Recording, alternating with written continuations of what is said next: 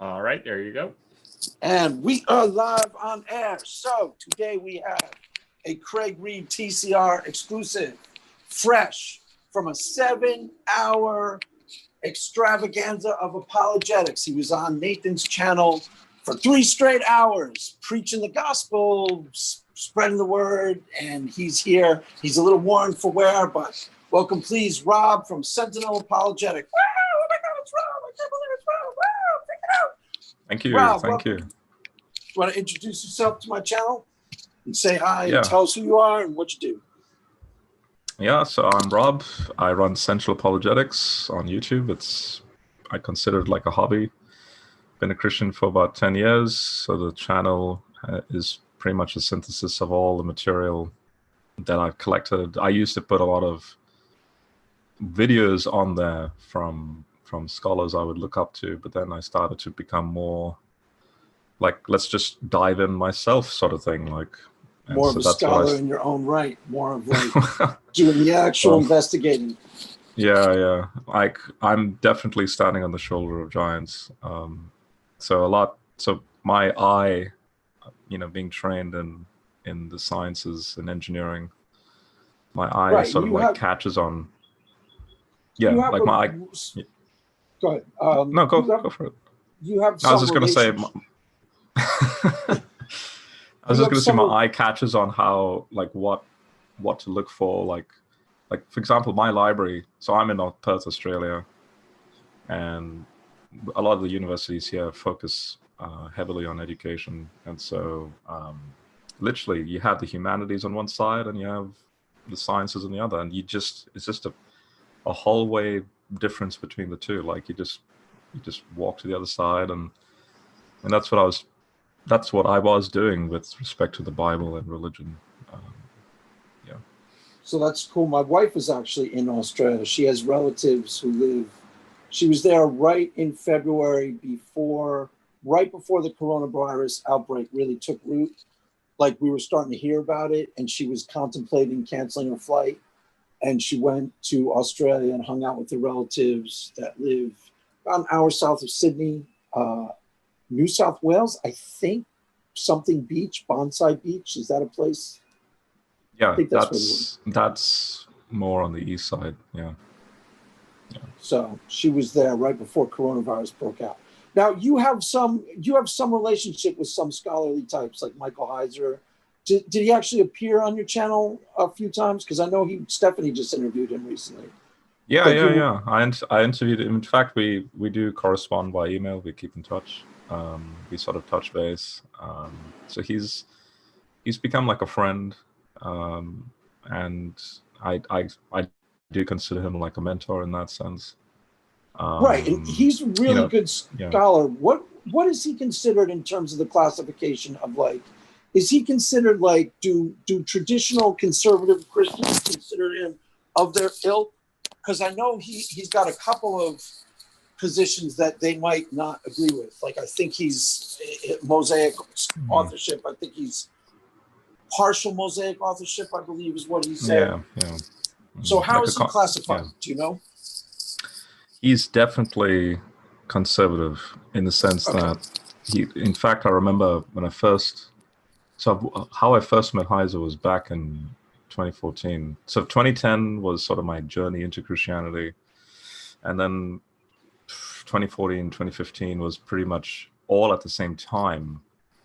My encounters with people like Hugh Ross, Heiser, and all these guys. So in those 3 years of not knowing these particular individuals personally, or like the go-to type, right? You know how you funnel down to a sort of like a go-to sort of mentor or scholar. It's the same thing in the science field as well. Like, people today would kill to stay in the classroom when Richard Feynman was teaching, right? Or Carl Sagan was teaching. So it's sort of like that. And so in those 3 or 4 years when I was not familiar with Heiser, I guess you could say my walk was just like a holistic sort of, this commentary and that academic paper, and it's sort of like just a broad brush sort of reading the Bible, looking at these these commentaries and scholarly notes, but not sort of engaging then personally with the names of the individuals making that material. So that's when I started to become a little bit more comfortable with the way I would journey through this material. I then started to notice a pattern of those who care about the data and are, conservative, but at the same time open-minded, and the key word here is open-mindedness, versus those that either they just do it for the sake of doing it, or they have like an axe to grind in a critical way, like that there's an agenda going on. So I would basically, in other words, sensationalist material on both the positive and the negative. So positive in the sense, I just did not care about, like the Joel Osteens of Christianity.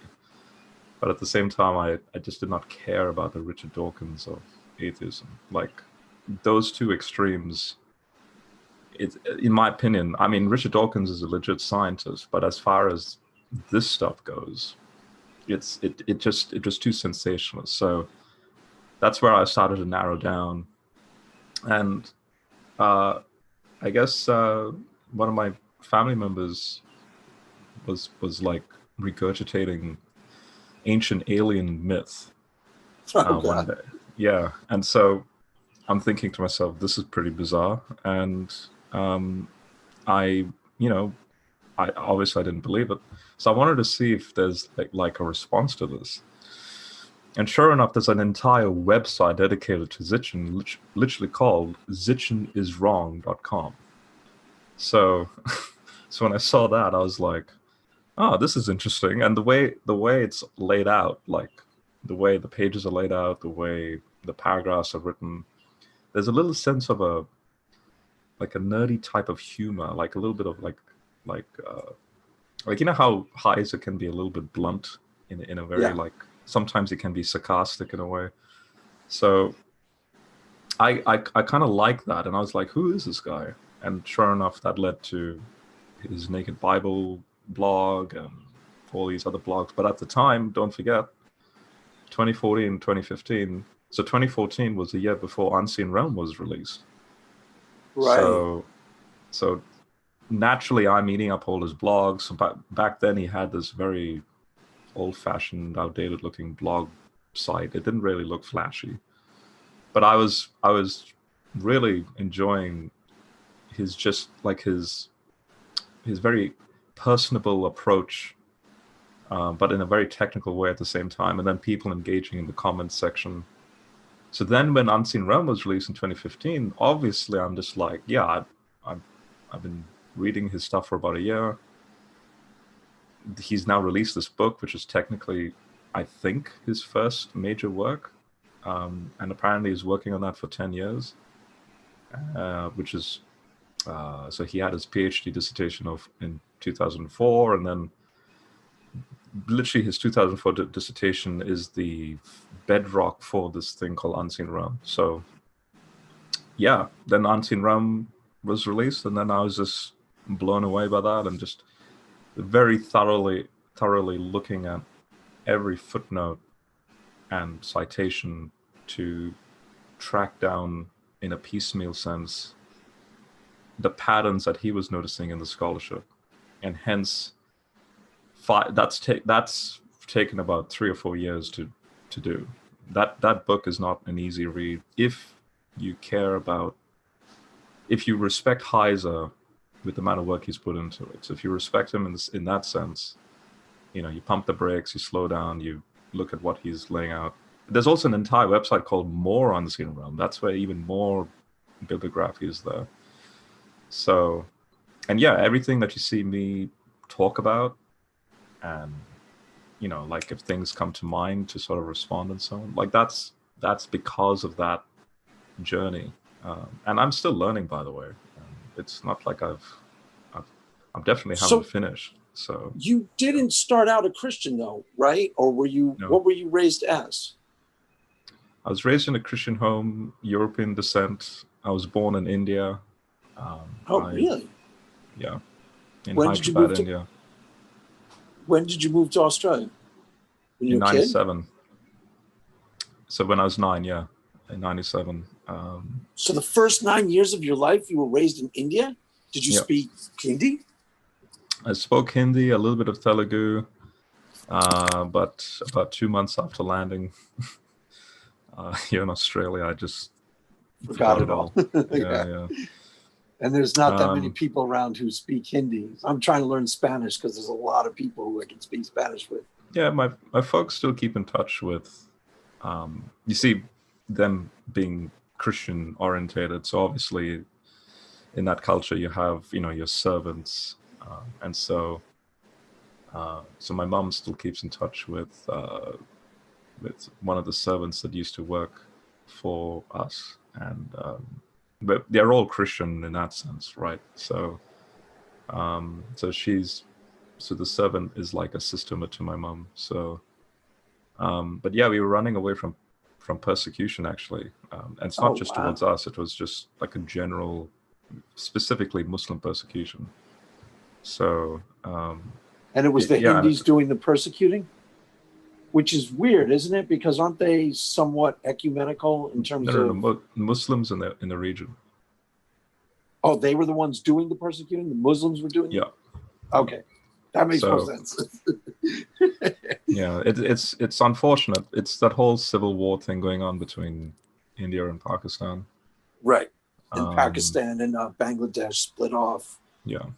And so my mom's dad, so what happened was European descent. We got a lot of Scots, Irish, German, English in us. But you may notice, like, I give off that European persona, but there's even I tan very easily, right? So like, and I've got darkish hair. So I believe there's like an Anglo-Asian mix somewhere down in there's some Indian, actual ethnic Indian in your background. Probably somewhere there, yeah. Or maybe you're paisano. I'm half Italian. Maybe you're half Italian. You can pass for Italian. Yeah.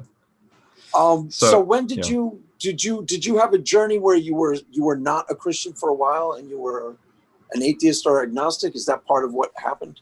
Yeah, it was just it's a basically Christian family.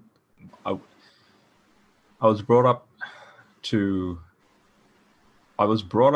a good, nurtured environment, but it was not. It wasn't dogmatic.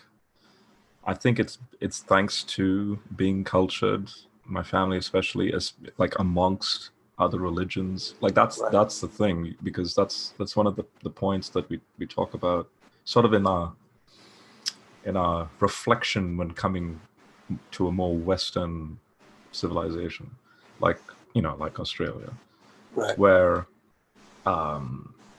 there's a lot of I guess you could say division. So Australia is multicultural, but back then it wasn't as bad as the way it is now.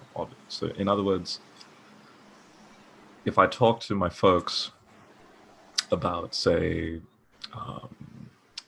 Speaker's Corner in London, the whole commotion that's been going on there lately. That's Hyde Park, right? Where they all stand on soapboxes. Yeah. So like those Muslim clashes with Christians and other people, and then all these debates. So that's another thing my folks was kind of astonished by, just this notion of debating. Like it's like this. It to us, we call it an American thing, where it's this, like modern day debate, for example, like that channel, right. Like that sort of format is actually unheard of in Eastern culture. It's just you're all brought up, your certain families have a certain propensity towards something, right? So like you have Hindus, then you have the Jainists, then you have the Muslim, then you have the Christian, plus then you have all the umbrella factions within Christianity, so Catholic, Lutheran, all that. Right. Yes, there are agendas and biases and all that stuff, but at the end of the day, especially in that Indian culture, something that my folks do miss is that, say on a Friday night, everyone gets together because there's nothing else to do. Like it's because, again, don't forget, India sort of fits that sort of, well, at the time, sort of like a third world vibe. So Right. like on Friday night, markets would be open. There would be live music playing everywhere on the streets. Obviously, the Hindus are doing their thing, and then you have like mostly Western type Indians and whites that are, you know, dressed properly, formally. They're having like a beer. Everyone's just like enjoying themselves. They put aside all that bias, so differences. They're just congregating in the local area, and it's all different. Yeah. Collision of cultures. That's a lot like New York City, actually. New York City, same idea. Right. Where it's just a hodgepodge of different, because there's so many random different groups and, you know, ethnicities and nationalities and different languages and cultures that it just sort of all hangs out together at the same time. And there isn't. And believe it or not, you see, this is where I just wish people like Pine Creek and these atheists, they would, well, it sounds audacious for me to say this, but when I observe these YouTube debates and discussions about the supernatural, you know, the whole James Randi thing, like, you know, prove to me the supernatural exists and you'll get this big figure of money, like, right. That's the $1 million. This Somebody challenge said it or to something, me the right? first YouTube debate, like, if you really think you can prove, get your $1 million. I'm like, what are you talking? Yeah. And then he explained that. Yeah. So in light of that context, myself, even at the time, even when I was an atheist, so I was an atheist, even when I was like 9. Like my folks didn't really talk to me about Jesus. You know, I remember my mom one time saying, "Let me talk to you about Jesus," but it was more kind of like Sermon on the Mount sort of teaching, like, Robert, right. you know, do this, don't do that, that sort of thing. Not like, I need to tell you about Jesus, otherwise you're going to hell. Right. Totally. And I would just attend church, you know, just for the sake of, you know, that's this family tradition, I guess. And so that continued on until 2010 when I was 21. So so I was in a loving, nurtured environment, Christian, but I never was told or taught how to read the Bible. We never had Bible studies. It was just, think of it like cultural Christianity, I guess. Yeah, that's exactly how I was raised. Yeah. Roman Catholic, denominationally, technically, but it was even more watered down than that. We'd go to church on Christmas and Easter, and nobody expected me to believe any of it. They would have been really surprised if I did. If I came home and said, you know, I'm really tracking with Jesus, guys, they'd been like, what? Oh, trust me, but here's the subtle irony of that. My especially my grandparents and my parents too. It's not that they don't know the Bible, but they have a very deep knowledge of the Bible. It's just that they never went about so deep in the sense they could, like, especially my opa, my mom's dad, he could most quote likely scriptures and take me through a deep dive and say Ephesians and just the wonders of the atonement and things like that. But you see, that would be quite awkward because it was never done. Right. It was a general discussion sometimes if religion was brought up, but it wasn't like done. Let's talk theology the way you and I talk on YouTube theology. Right. So what I'm doing, in a way, is actually the first time me as a representative of my family, I am literally the first in the family to just go full blown into the sort of thing and sort of be expressive about it rather than be private about it. Right. I'll give you a quick analogy. For example, my dad would speak about his dad. So both my grandparents, my parents, they served in World War II. Oh, wow. And little things like this would inspire me. So, for example, my dad's dad, if he didn't feel like taking communion, so this is going to give you an insight into how they would wrestle with the theology of the text in their own way, but outside a systematized theology, right? So don't forget, this is a culture that all they have with them is the Bible. They don't have the internet. They don't have computers. They don't have scholarly books and dictionaries and so on to work from. So, and his name was Archie. He passed away 2 weeks before I was born. And so my dad would tell me things like, this is after a church service one time. Just randomly, my dad said, my dad, Archie, we just took communion. But sometimes my dad would just sort of like back away. Like he would not take communion. And I'd ask him, well, why? Because don't forget, at the time when I'm talking to my dad about this, and this is when I was in my teenage years, I had no clue about the theology, why we do it. I just thought we just do it. And my dad just said, well, he just didn't feel right. He may have done some wrong, or he may have done something that made him unworthy. And and it was sort of like a self-reflection sort of conversation. Right. And it's those little things that made me go, there's something really special about that the behavior of people back in the mid 20th century. Like there's a real formality that a lot of people just don't realize how beautiful it was. Like, there's a reverence to life, generally speaking. Now it's just chaos, to be honest. Right. So what I was going to say a moment ago, when people gather on Friday nights, is that the irony of the diversity of views is that even though there's a diversity of views, everyone in that marketplace, if there's a loudspeaker that like put everyone at a pause, like, all right, guys, quick stop. I just need to ask you all a question. Do you all believe that the supernatural exists? Everyone would say yes. Everyone, not just yes.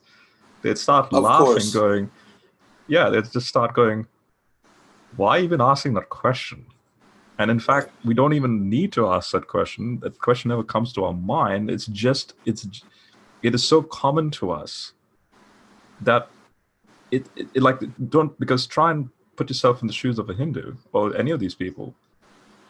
They're like, if some supernatural thing happens, they're not like, oh, that was bizarre, this is new, and then let's try and psychoanalyze this and do a Western scientific analysis on this. No, it's just a given. It's just like, oh, right, totally. I have a friend, this guy Jay from England, who has done missionary work in Africa, and it was a very similar idea. The supernatural is a given there to all the cultures they interact with. They don't question that there's a supernatural realm to life at all. It's just a part of life. So the idea of like extraordinary claims require extraordinary proof. Well, to these people, it's totally ordinary claim, everyday part of life. They haven't processed it out of reality. It's part of how they perceive everything. So, yeah. That makes sense to me completely. So, so when I left at 9, I've seen some pretty weird stuff. Like the last one I remember was when I was like the earliest memory I have was when I was 5. So those 4 years between 5 and 9, I do remember some pretty weird stuff that happened, and supernaturally weird, like weird. Yeah, like weird dreams, which are too. Now that I think about it and when I reflect on it, you see, I'm trying to do like a Jordan Peterson type of analysis where is there an evolutionary reason why those dreams exist? Right. Or Jungian, maybe you were connecting with the Jungian collective unconscious and you're like, yeah. So for example, I'll just give 2 examples. One, which is always my favorite is, both of these are pretty much my go-to examples, but the first Independence Day movie that came out, Will Smith. Yeah. That was in 94. I saw that with my wife in the movie theater. Yeah. Was that a 94 movie or was that a 96 movie? I forget now which year. But I don't actually remember. We were still in New York. We were in acting class, and it was over the summer. I'm not sure. by the way, it says your remaining meeting time is 9 minutes. Is that okay? Yeah, I know. I'm in Yeah, the process of John fixing always it. screws Don't worry up about these. it. Sorry. Don't worry about it. Carry on. Pretty soon they'll be shorting out, and your vocals will drop, and it'll be just All right. like normal. Yeah. No, I'm just like So he knows what he's doing, sort of. So that was my first movie experience, was Independence Day, and saw it in the theater. That was fun. Yeah. So I think I was 5 or 6 at the time. Oh But, God, I feel old. I was like 25, and I saw it with my wife. Oh wow, okay, yeah. Okay, in fact, since you saw that movie, do you remember the first time when they go into Area 51 and they have those aliens in those 3 tubes? And then there's yes, I do, and they're experimenting on the aliens. Yeah, so the guy who acts in Star Trek, what's his name? Data. I forget the actor's name, but so I call him Data. So Data is like, hey, Mr. President, do you want to meet them? And so he has 3 of them, encased in these tubes. Obviously, there's skeletal structure, and the center one is what I'm getting at. So a couple of weeks before that movie, it stopped for a couple of weeks, and then we saw the movie. But a couple of weeks back, but then for a long time, from when it stopped back, I kept being thrown. Every time I would go to sleep, I kept being thrown into this cocoon, like as if I was inside like an eggshell. Now I'm wondering if, because in India especially if you're a little kid, you muck around with things in the environment. So like, there's obviously chickens around. We were kind of like on a farm. Right. So naturally, if you crack open an egg, you sort of like look inside the egg, and you can sort of see like the little bumpy layers and all that stuff. So when I reflect back, I'm trying to, putting aside the supernatural, I'm trying to think in a very naturalistic and rationalistic. And whenever this story comes up, I still try and think in that way. Is there a natural reason for what I was experiencing? So in this dream, I'd be in this weird cocoon-like thing, and in the center of this cocoon was a throne. And H.P. Lovecraft's Cthulhu monster with the tentacle face and all that. Now, I had no clue about H.P. Lovecraft until obviously, coming into the West, right, and obviously going through uni and all that. But there's this entity that legit, it's not just the look that gives off a type of freakiness. You can feel it. You can feel the bad energy or the vibes. And yeah, I kept getting this dream, and I would speak to my mom about it.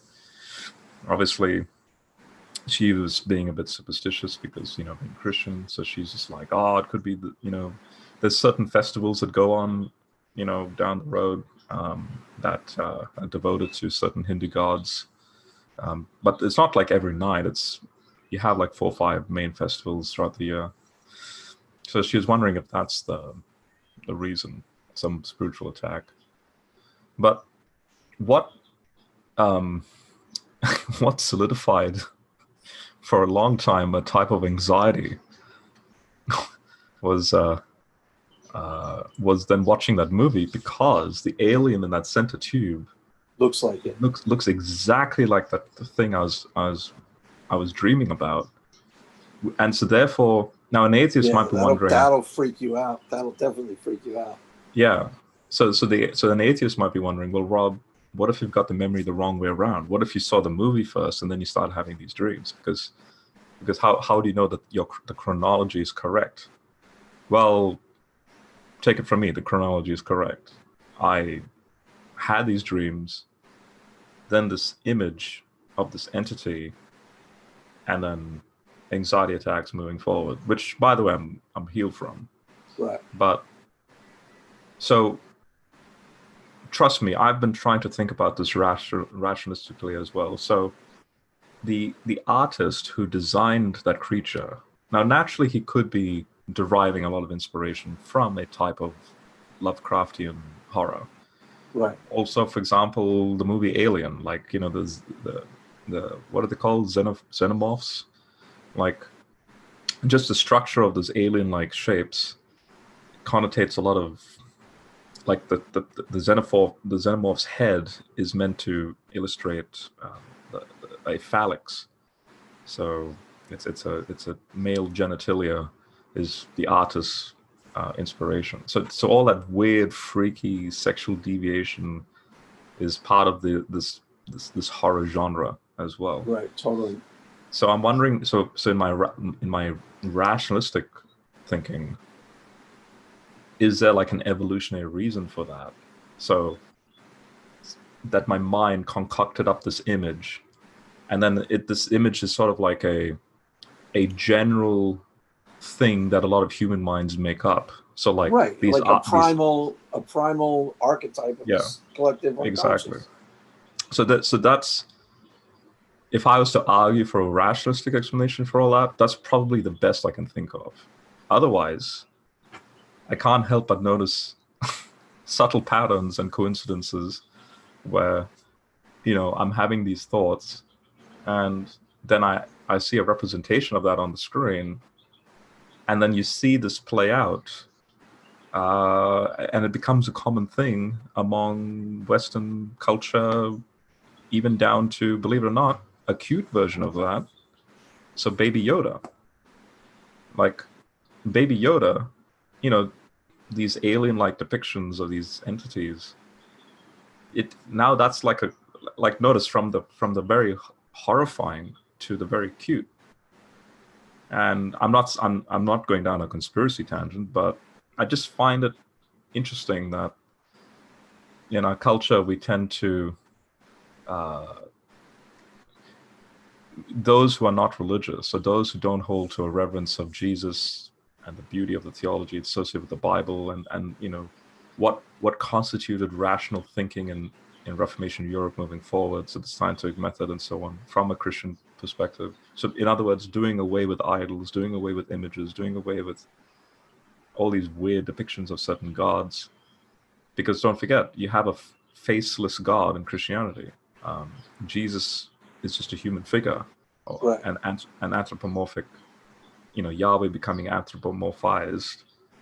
So if Yahweh is a faceless deity and a formless deity, that to me is quite interesting and remarkable, in the sense that you can't then put a horrifying shape to Yahweh, but you do put these shapes to these other deities, and like in ancient Near Eastern iconography, you see this same pattern of just weird imagery. And so it's interesting that when you have, you know, non-religious folk, you know, critique, you know, Christianity and so on, it's ironic that Christianity points out the just the wasted time that a person.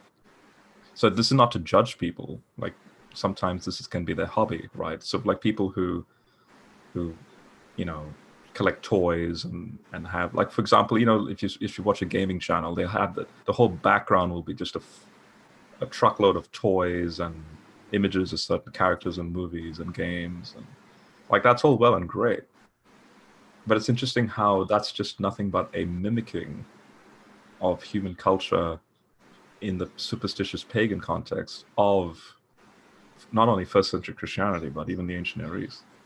And that.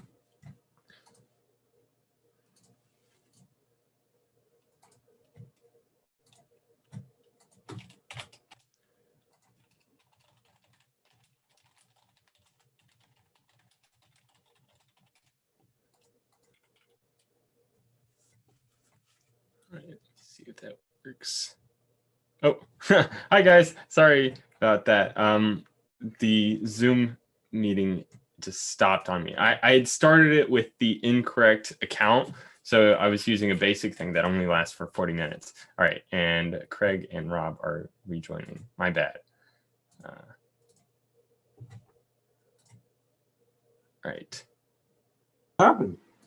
Yeah, so sorry about that. When I had started the meeting, I wasn't using my licensed account. I was only using a basic account, and so it automatically ends at 40 minutes. And I was like trying to update it to the correct thing as we were going on, but it still shut down anyway. So sorry about that. No, that's fine. That's fine. Are these two separate? These going to be two separate streams now? No. It's still streaming directly to the original link. So you're good. Okay. Yeah. So, did you be an atheist for a while, or a secular person, or did you have a period in the wilderness or something? Yeah. So basically, just to conclude what I was saying, these are the things I started to notice. This pattern. I would sort of isolate myself from what was. It's sort of just living in the moment. I mean, just for example, just 2 days ago, I saw a particular gaming channel because of the YouTube algorithm, because now this PlayStation 5 is being released, and this particular commentator he's angry, and he's like frustrated that the PlayStation website is down. You know, the pre-ordering is failing, and how dare you, Sony, you failed us. Like, that is so petty. Like, that's what I'm getting at. Like, to sort of like reference, say, Interstellar. I don't know if you saw Interstellar, the movie, but there's a line. This Christopher Nolan one. Yeah, it's a beautiful movie. It's just, I mean, there's so many Christian themes in that. But just before, you know, like right at the start of the movie, you have Matthew McConaughey and his father having this conversation, because the movie, the premise is that the Earth is obviously ending, and the climate change is a reality, and you know, food production has slowed down quite a bit, and they don't care about endeavors into certain fields of expertise. They only care about so in the schooling system, they only care about producing more farmers, because that's the last ditch effort for humanity to survive. And naturally, Interstellar is all about, well, let's try and escape Earth into another planet. On it goes. That's the adventure. But just before, so Cooper's the character's name, Matthew McConaughey's name, Cooper. So before Cooper goes on his adventure, he's just having a casual conversation on his farm with his dad. And there's this off the cuff remark that the dad makes. You know, 8 billion people after one thing. And then he sort of recollects, back in my day, it was like magic, because there's always something new being invented, always some new movie or some new song or some new technological device. And it's just it was always something new, but now it's come to a standstill, kind of like an Armageddon type, apocalyptic type feel to it. But the point is, when new things kept arising, it's just this floodgates of like 7 billion people just going for that one thing. And that's the pattern that I was noticing with just the general culture per se as I'm growing up. And by the way, I'm no saint in that sense. Like, when obviously coming from India into the West, and especially in the early 2000s, when the emergence of the first Xbox and the GameCube and the PlayStation, like, those things are just like magic to me, because you don't see that in India. Right. Now, you know, kids growing up now, they're privileged in that sense. Well, in the sense, I kind of feel sorry, because they were already growing up with modern graphics and these games that look lifelike. But back then, I was seeing the evolution, because we couldn't wait but see, okay, the next gaming console, what graphical, you know, perspective is next, sort of thing. So, but notice of that, it's just like living in the moment. and it's that notion of we're not thinking of ultimate questions, and so that finally happened. These ultimate question thoughts that finally happened when my opa passed away, and this was in 2010. Okay. So yeah, just to get to your question about what really then happened, like how did I become a Christian? What was then my... Well, you had a trajectory from a cultural Christian, but not really committed or certainly not apologist or anything like that, yeah, to where you are now, which is very different type of thing, like actively Christian, really important part of your life. Yes, so that trajectory. So definitely a maturing up attitude, that's for sure. Of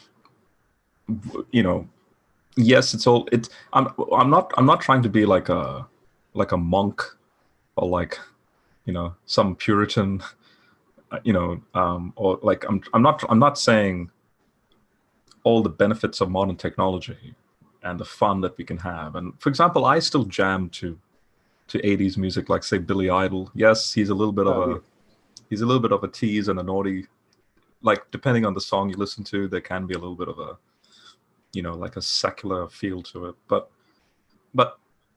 I'm all for go out, have fun, have a beer, that sort of thing. But then I can't help but sort of just sort of like self-reflect, even in those moments where I used to be, briefly though, but I used to be part of that scene where you just lose yourself and you just enjoy the moment and you're just living for the moment. But now I was definitely part of that for years. Yeah. And it's interesting that, and I know people like Pine Creek, and he will say things like, oh, but then notice your journey to Christianity is an emotion sort of thing. Well, actually, not really, because there is such a thing as growing up. It's weird. I can't explain it. There's like a change of gears in the brain. You see reality in a... Yeah. Here's one way that I explained it to, I think, Notes from Autumn, who's the Easiest Girls on my channel. I probably might have struggled to be a Christian when I was in high school and college because I was really interested in like partying, chasing sensations, trying this, trying that. And that would have conflicted. But as I've started to become like, older, it's really easy, and Christianity totally fits with lifestyle of contemplation and praying and being on YouTube, being interested. It's really, really, really like your priorities shift organically. That's part of it, at least, right? It's literally the Romans 12 verses 1-2 summary.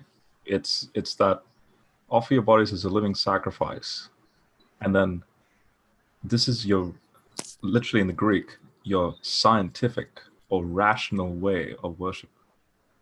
Right. This is also your reasonable service. This is not a big deal. This is what is just normal for you to do as a practicing Christian. Yes. And then verse 2 says, on top of that, when verse 1 ends like that, then verse 2 is like, well, what does that look like? Renewing of the mind constantly. It's not just a one-time thing. It's not like a prayer that, the sinner's prayer one time. It's this constant reflection, this constant reforming. Right. And it's a lifestyle that is spiritual in nature, and it's actually a lifestyle of constant practice. Like it's not with me now, it's not a one-time thing. It's like the entire way I live my life.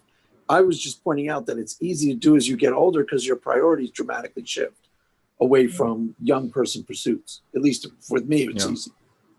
And it is easy to so part of that reforming process is that even as a Christian, there have been moments in my life where I did fall back into questionable things, but then you see, it's interesting. You self-reflect on that, and then you're just like, no, I'm not going to do that again, like ever. Like it's this constant. It's like 2 steps forward, 1 step back, and then 2 steps forward again, 1 step back. It's sort of like that. Right. And this is something I personally don't understand. What atheists don't. They don't, either they don't want to see that, or they don't understand it, or they don't want to admit it. Like, I don't know where they are with that, because immediately they'll go down the, well, you're just treating this as just emotions, because see, there are good people in the atheist camp. Well, really? I can point out, behind the scenes, there are atheists that, you would think are quite reasonable, but the deviances are pretty remarkable. Well, the thing that Christianity is correct about is, even if you are not a Christian, you can recognize that left to your own devices, a human being's natural tendency is to indulge themselves and be counterproductive. Now, you might have been raised in a way where that was planted in you by yours. You do not do that by your family, your environment, and maybe your church. And you might be fighting against that organically, but it's not natural for people to do that. But it was a little bit of a, it was a little bit of a, it wasn't pampering, or it wasn't being overprotected. So I'm thankful for, especially my mom's brothers, my uncle. He was more of the naughty one. So he would encourage, go and do that, like, do your thing, because it was, he's a Christian, but it was one of those, so you can see for yourself. So in fact, he used Jordan Peterson as an example here. I remember watching so this is one of his psychology videos on the Bible. He used this analogy of a park where a father has 2 sons, say twins, outside on the green field. There's, say, like a soccer game being played. Now, one of the sons goes running out. Say he's 5 years of age. He goes running out after the ball and starts kicking the ball. But the other son is standing behind the father's leg, watching. Now, then Peterson says, notice in this thought experiment that the father is allowing one of the sons to, go experience life. And if you fail, like, it's good to experience that failure, so that it can go pain, whatever, so that he can learn to get up. The famous quote, Christopher Nolan movie again, Batman, Dark Knight Rises, why do we fall? To pick ourselves up again, that sort of thing. So, but then what does that then teach the other one that's behind the leg? To always shy away from problems and to never encounter those problems. And then those particular people don't understand what it's like then to be in the muck, and then how to come out of that muck. And then in this case, now when you look into the Christian context, like, the whole point of Romans is that, well, let's be honest, no matter how many times we climb out of the muck, there's still muck on us. Right. Romans 3:23, all have sinned and fallen short. But yet, while we were still sinners, God, in His gracious love, did this thing called the cross and all that. So this is sort of the patterns I was noticing in my experience as a family member. Even though I wasn't a Christian, I noticed these patterns, like, well, my family behaves a certain way, and family friends behave a certain way, and people at the church behave a certain way.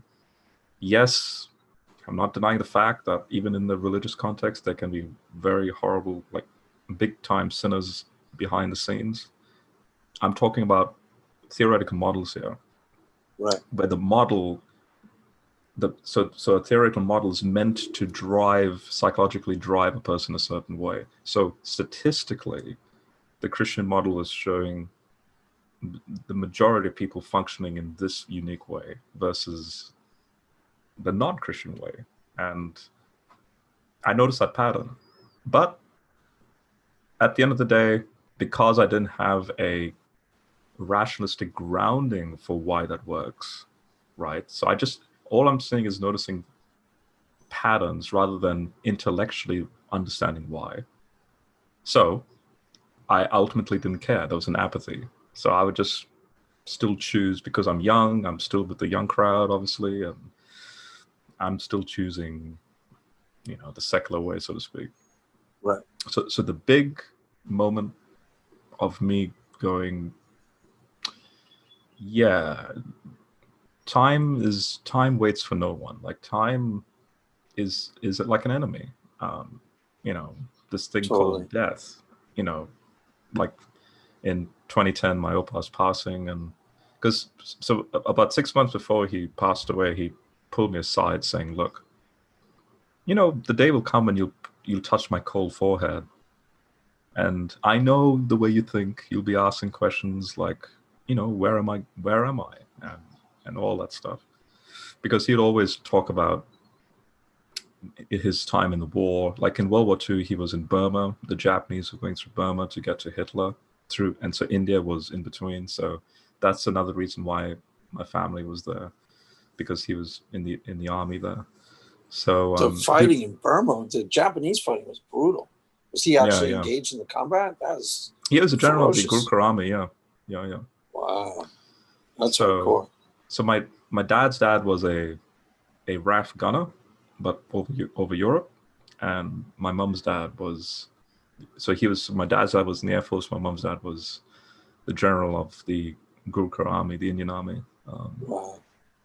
So yeah, he'd go into these. Obviously, growing old, he had nothing else to talk about, I guess, and he would recollect stories about the war, and it just fascinated me. I'm a huge fan of World War II history specifically. Yeah, totally. At one point, I was obsessed with it. World War II and World War One. Right. Yeah.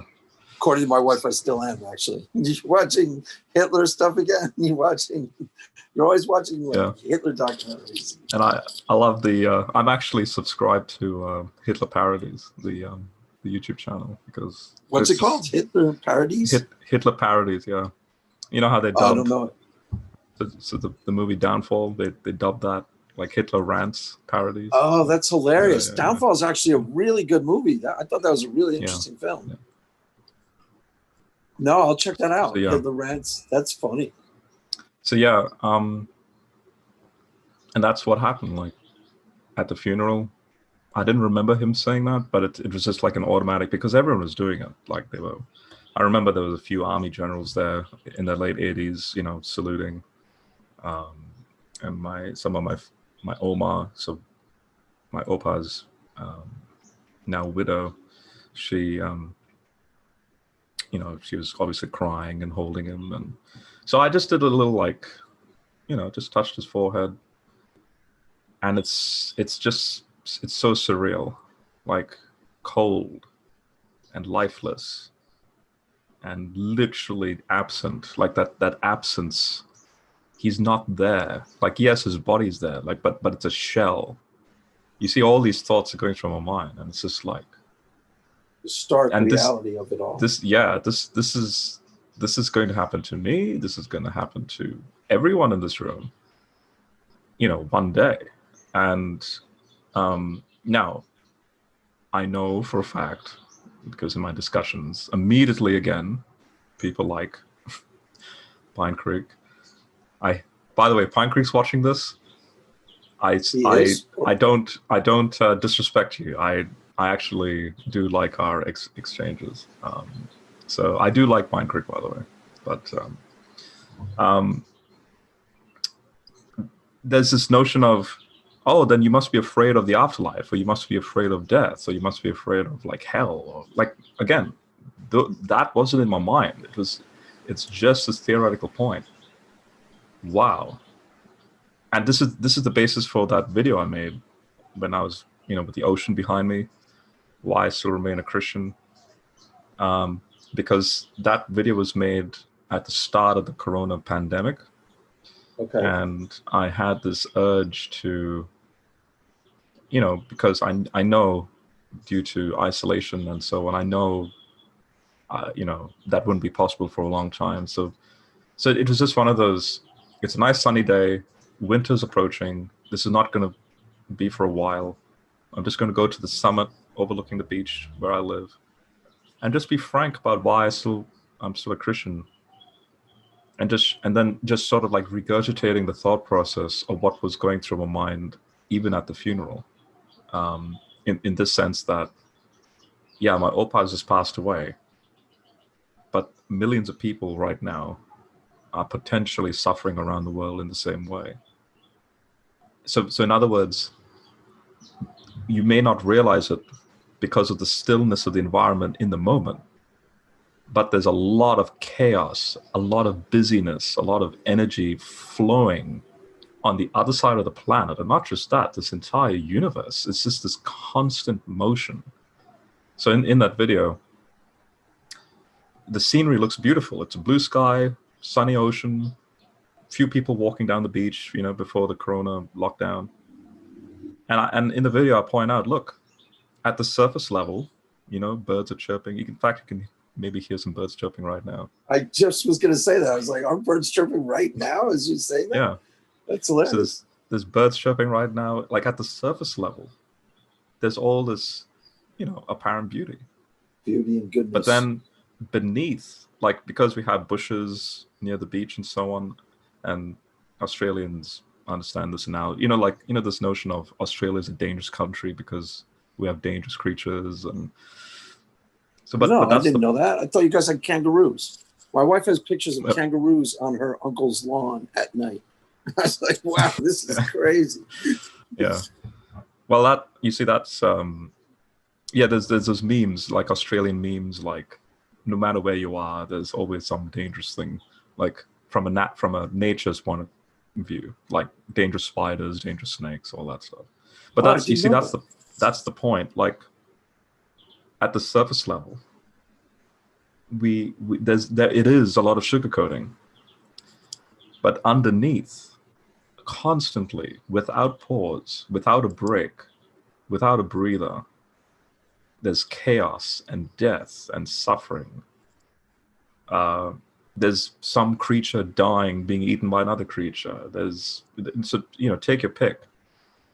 And you, me, everything. We're all thrown into that. That famous saying. It's just the cycle of life. So notice this tangent can very easily go into a type of weird form of nihilistic sort of thinking. Then is such as life, then so what? It's just, it's kind of like Ecclesiastes all over again. Eat, drink, and be merry, for tomorrow we die. Yeah, exactly. There you go. That sort of thinking. Yeah. That's the most naturalistic framing. When you first start contemplating life as a big picture toward a sort of philosophically honest take, that's usually the first place you start. A kind of Nietzschean sort of, it's the will to power and it's all natural animal instincts fighting, because that's the most obvious level of life, in the animal kingdoms. So yeah, I totally agree. So then it is an honest question. The question I asked at the funeral was, is there a solution to death? Meaning kind of like, like Anakin Skywalker.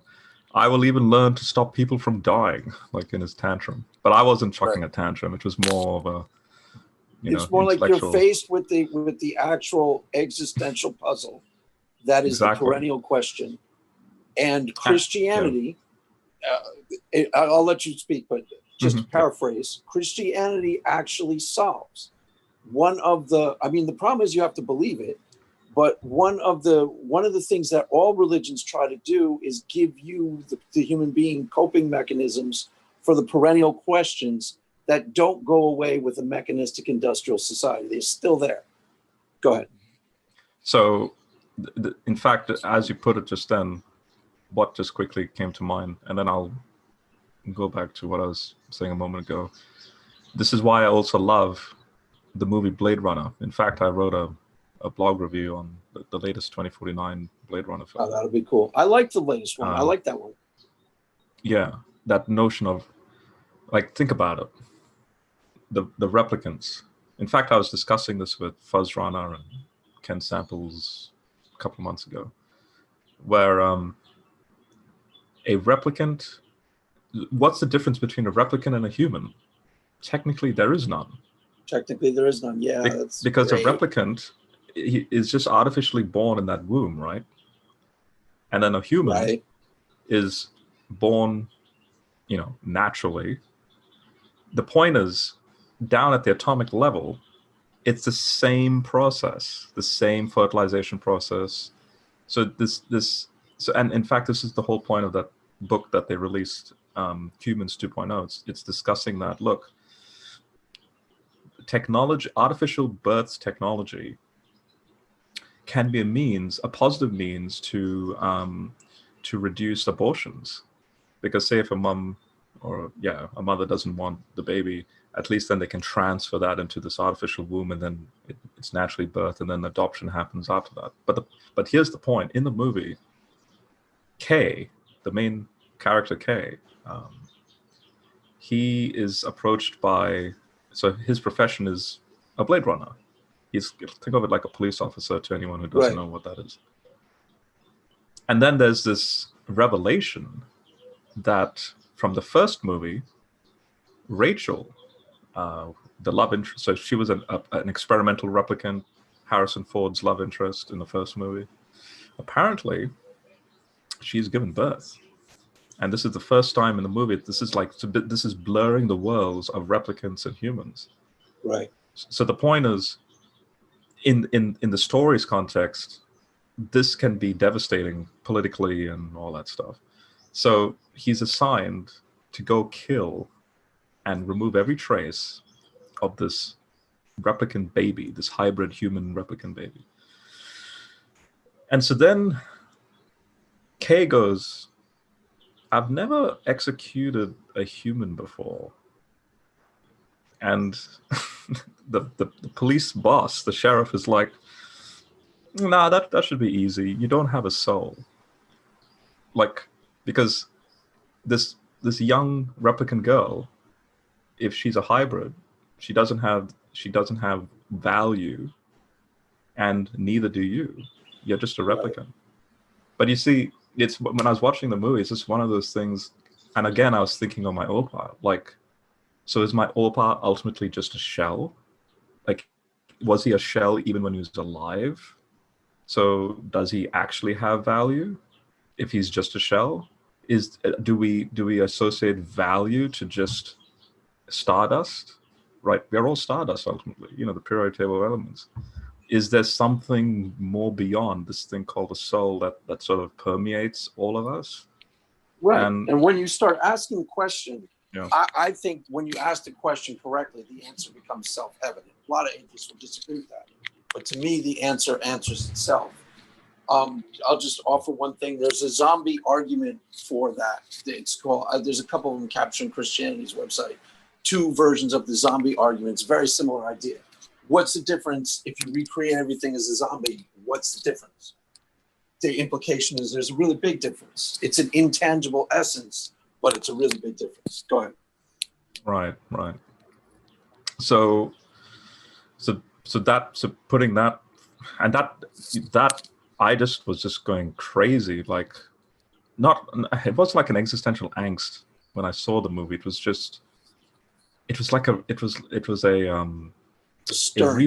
reformulation of the questions and the thoughts that I was having. So much so that it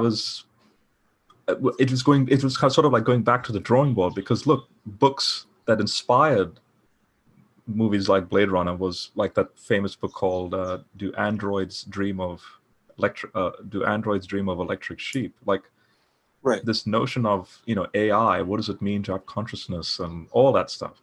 So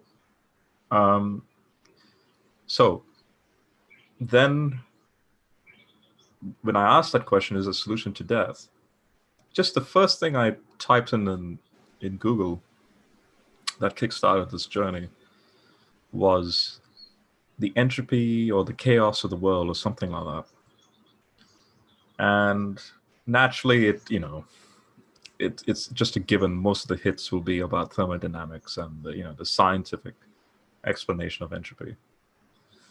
But then what triggered my fascination into religion was a particular blog post called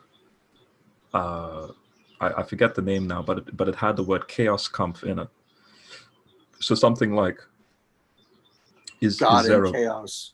Is yeah, there an answer to chaos? Does Jesus solve chaos or something like that? But it didn't have Jesus or God. It was just, why is there Chaoskampf or something? And immediately, because my family German heritage, so immediately I noticed the Kampf part of the words, the struggle with chaos. Struggle. And sure enough, there is an entire Wikipedia page on Chaoskampf and how Chaoskampf is, and Jordan Peterson gets into this.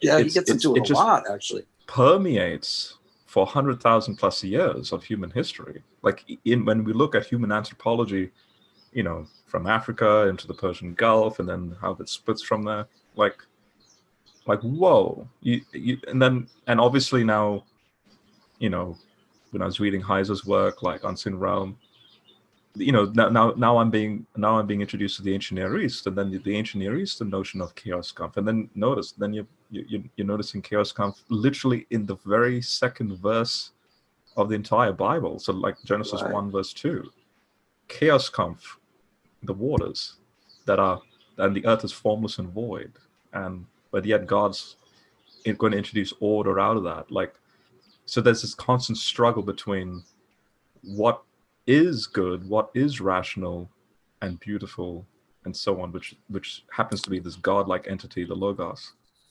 Right. I mean, that's a lot of that. As Peterson talks about the exact same things, almost identical revelations in terms of the struggle between chaos and order, and how religion, even separate from the God belief, is an organizing principle and a civilizing influence on society itself. Yeah. If you can recognize religion just on those anthropological terms, and a lot of secular people will agree with that, will see that that's clearly true, and agree that religion was a civilizing influence. But then he starts to lean towards Christianity, because how can it be that useful if there isn't truth in the Logos, in the actual metaphysics? And that's where you start talking about the Logos. Go ahead. And so then notice in that 7-hour discussion I had with Pine Creek last night. No, tell me about that discussion. Also, when I got into the chat, the questions was asked, like, why did God choose to do the resurrection? And so my immediate response was just that, to solve Chaoskampf. But here's the point. This is conquered death. Go ahead. Right. Was that the discussion? Was that what Pine Creek asked you? Yeah. So here's what I want the atheist to understand. Yes, and for too long now, I believe Christians have been focused on the engagement of the theology of the atonement and the cross and this thing known as sin and so on, all because of this thing that happened in the 1500s, with the Reformation. Because it was an engagement with political agendas and corruption, the whole Roman Catholic and Luther and all that stuff. Solo scripture versus all you're talking about Martin Luther and the although I found it in the immediate sense fascinating, this whole notion of Jesus died while he was still a sinner, like that is the most common trope that we as Christians we give to the non-Christian, like see how loving God is, he's dying for your sin. For God so loved the world that he gave his only begotten. That's one. But exactly, but notice in John 3:16 there's no mention of sin. This is what I'm getting at. So sin, or the solution to sin and the atonement, the whole imputation of righteousness, Philippians 3, I considered all those things like rubbish to gain the righteousness of God through Jesus. Like, I completely agree with all that. Justification by faith, all that type of stuff. I completely agree with all that. But what I find fascinating is, if you keep reading how Philippians 3 ends, and in fact, every passage about the cross and the resurrection and atonement, the atonement and the justification by faith and the righteousness stuff, that's not primary. What actually is primary? So that's secondary. That's like a bonus. What's primary is this thing known as theosis and glorification. That what God wants from the start, and a lot of the philosophers asked the question. For example, it came at a head with Leibniz's best of all possible worlds. Is God able to make or create a perfect thing? So but by definition, the only perfect thing ontologically is God. Which means he can't. It's a paradox. He can't create another Yahweh because Yahweh is already eternal. Yes, totally. Go ahead. So then whatever he does create has to be less than him, and therefore will have to be then subject to what is not him. And in this case, chaos conf is the natural mean. So in other words, when you look at Genesis 1, and especially that ancient Near Eastern tension, and scholars like Walton would bring this out, when it says God saw that it was very good, there's an ordering and a purpose that he's working with, because why does the Bible, out of all the other religions, why does the Bible have a two creation model in mind, in God's mind? You see, he wants a family, right? And this is again the question that was asked in the 7-hour discussion. Why did God choose resurrection? Okay, let's see how this thing plays out. Let's put our scientist cap on. 13.8 billion years of universal history. So the first 9 billion years, the universe is setting up the scene for Earth to finally then form in our solar system. Because the periodic table of elements, at the right abundance level, it takes 9 billion years for that to happen. Then the Earth forms 4.5 billion years ago. Then life starts about 4.1 billion years ago. Then you have this evolution process, and then you need the right species at the right time to make not only a diversity at the biological level, but also at the biomass level, so that we can enjoy modern technology with the fossil fuels. Then you have humans emerging 100,000 years ago. The apex of thought, like the brain, can now function in this very unique way, the way it does function. And so then you have, right off the bat, this religious expression all the way through, regardless of the religions. The point is, humans have a type of spirituality. They're asking the same question: why is reality the way it is? So in my investigation, it then hit me like a lightning bolt when I asked the question, okay, if there is a solution to chaos conf, and if there is a God who naturally has to be, outside the system, right? So this is why I love the Matrix movie, and this is why I made that Matrix series called A Cyberpunk Parable, because it's like Morpheus and Trinity outside the system, sort of like reaching into the system, like the Plato's allegory of the cave sort of analogy. Like, Neo, wake up. Like, they're outside the system. They have to come into the system, feed information into the system. Same thing. You only need to have this happen one time in human history. It doesn't matter when. It could have happened 5 minutes ago. It could have happened 2,000 years ago. This one-time moment when God himself, joins his divine nature in that hypostasis. With humanity. Right. So when you see language, it's the exact parallel to the Matrix, because Neo is the Christ figure in the Matrix. Even people have analyzed this 1,000 times over, but it's the exact parallel, because he transcends the Matrix, so he now has power over the Matrix, and it's almost the identical mythos being worked out. Go ahead. Well, the explicit example in the Matrix movie is in the third one. Oh, So I only Neo's. watched the first one. I hate the second two. I don't even watch them. Oh no. The second can't two stand are no. The second two are brilliant, especially the third one, because at the end, I could be spoiling it, but I'll just say it anyway because it's if anybody likes it, they saw it. Spoiler alert, guys. Yeah, spoiler alert. They all die. But they're all but replicants, and they die. this notion of the warring of the machines with the humans in Zion and so on, that comes at a head where the second one sets up the premise that look, all of this was an added system of control, that Neo was part of that system of control and so on. So then the third one, and by the way, I could go into tangents on how that beautifully connects with the notion of Jesus and that messianic secret in the Gospels, like don't tell who I actually am, and there's like a hidden agenda behind that because the Oracle was playing that role as well. So I can go into that tangent, but the point is, the third one ends beautifully with a brand new creation, like a brand new matrix creation, and so let me explain. So Neo is in Machine City. He's before the main machine hub, like this godlike figure that represents all the machines.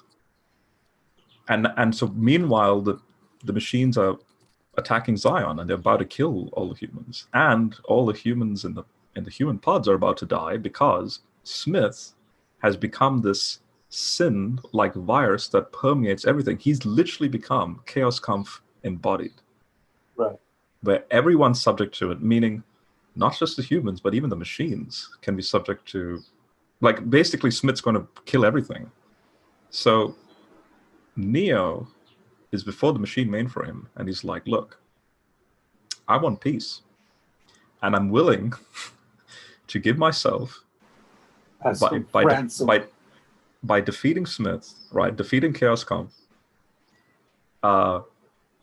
Defeating chaos, right? So Neo is going to be chaos kampfing chaos, and then peace can be done. And so then you see this where he starts to go into like a cross shape. So Neo's lying down on like all these cables come onto him, and he's like spread out his arms like a cross. So notice, machine world is outside the matrix system. So here's the matrix, here's Neo and the machine mainframe. He incarnates into his avatar, which is the Neo, the digital Neo in the Matrix. Right. Smith is running around inside going, see what I've done with the place? Look how glorious this is. And obviously it's I not. won. Smith is saying, I won. I rule down here.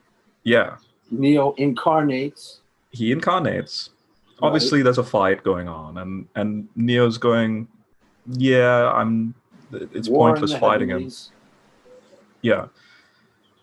So then he realizes the only way to defeat Smith is if he takes on. So in the second movie, you see Smith, the depiction of Smith, that he's able to infect other people so that they then become Smith. So he's just like, all right, it's inevitable. You win, Smith. You're meant to kill me. So that's sure enough. That's what happens. Smith, infects Neo with himself. Neo transforms into Smith. And then notice this connection. So you have machine mainframe, the mediator between the machine mainframe and the humans in the Matrix that are now infected by Smith is Neo. Smith infects Neo, which means now Smith is connected to the machine mainframe, for the machine mainframe to then kill Smith. And then you see all the Smiths vanish in a bright light, meaning all the Smiths that infected all the humans just cleansed, like bang, just wiped away. And you start to see like a cross-like shape take place, obviously cross imagery in the movie. But you see, that's the analogy of on the cross. Jesus has to be divine in order to accommodate a timeless sacrifice, past, present, and future, to have that multi-dimensional layer to it. So my question was, okay, there's this entropy, chaos in the world. Apparently, the only way for that to be solved, if God exists, is for him to join his eternal nature to it and then transform it to his level. In the process that he's also atoning for sins. Sure. So in that process, he's atoning for sins as well. But the primary focus is theosis, glorification.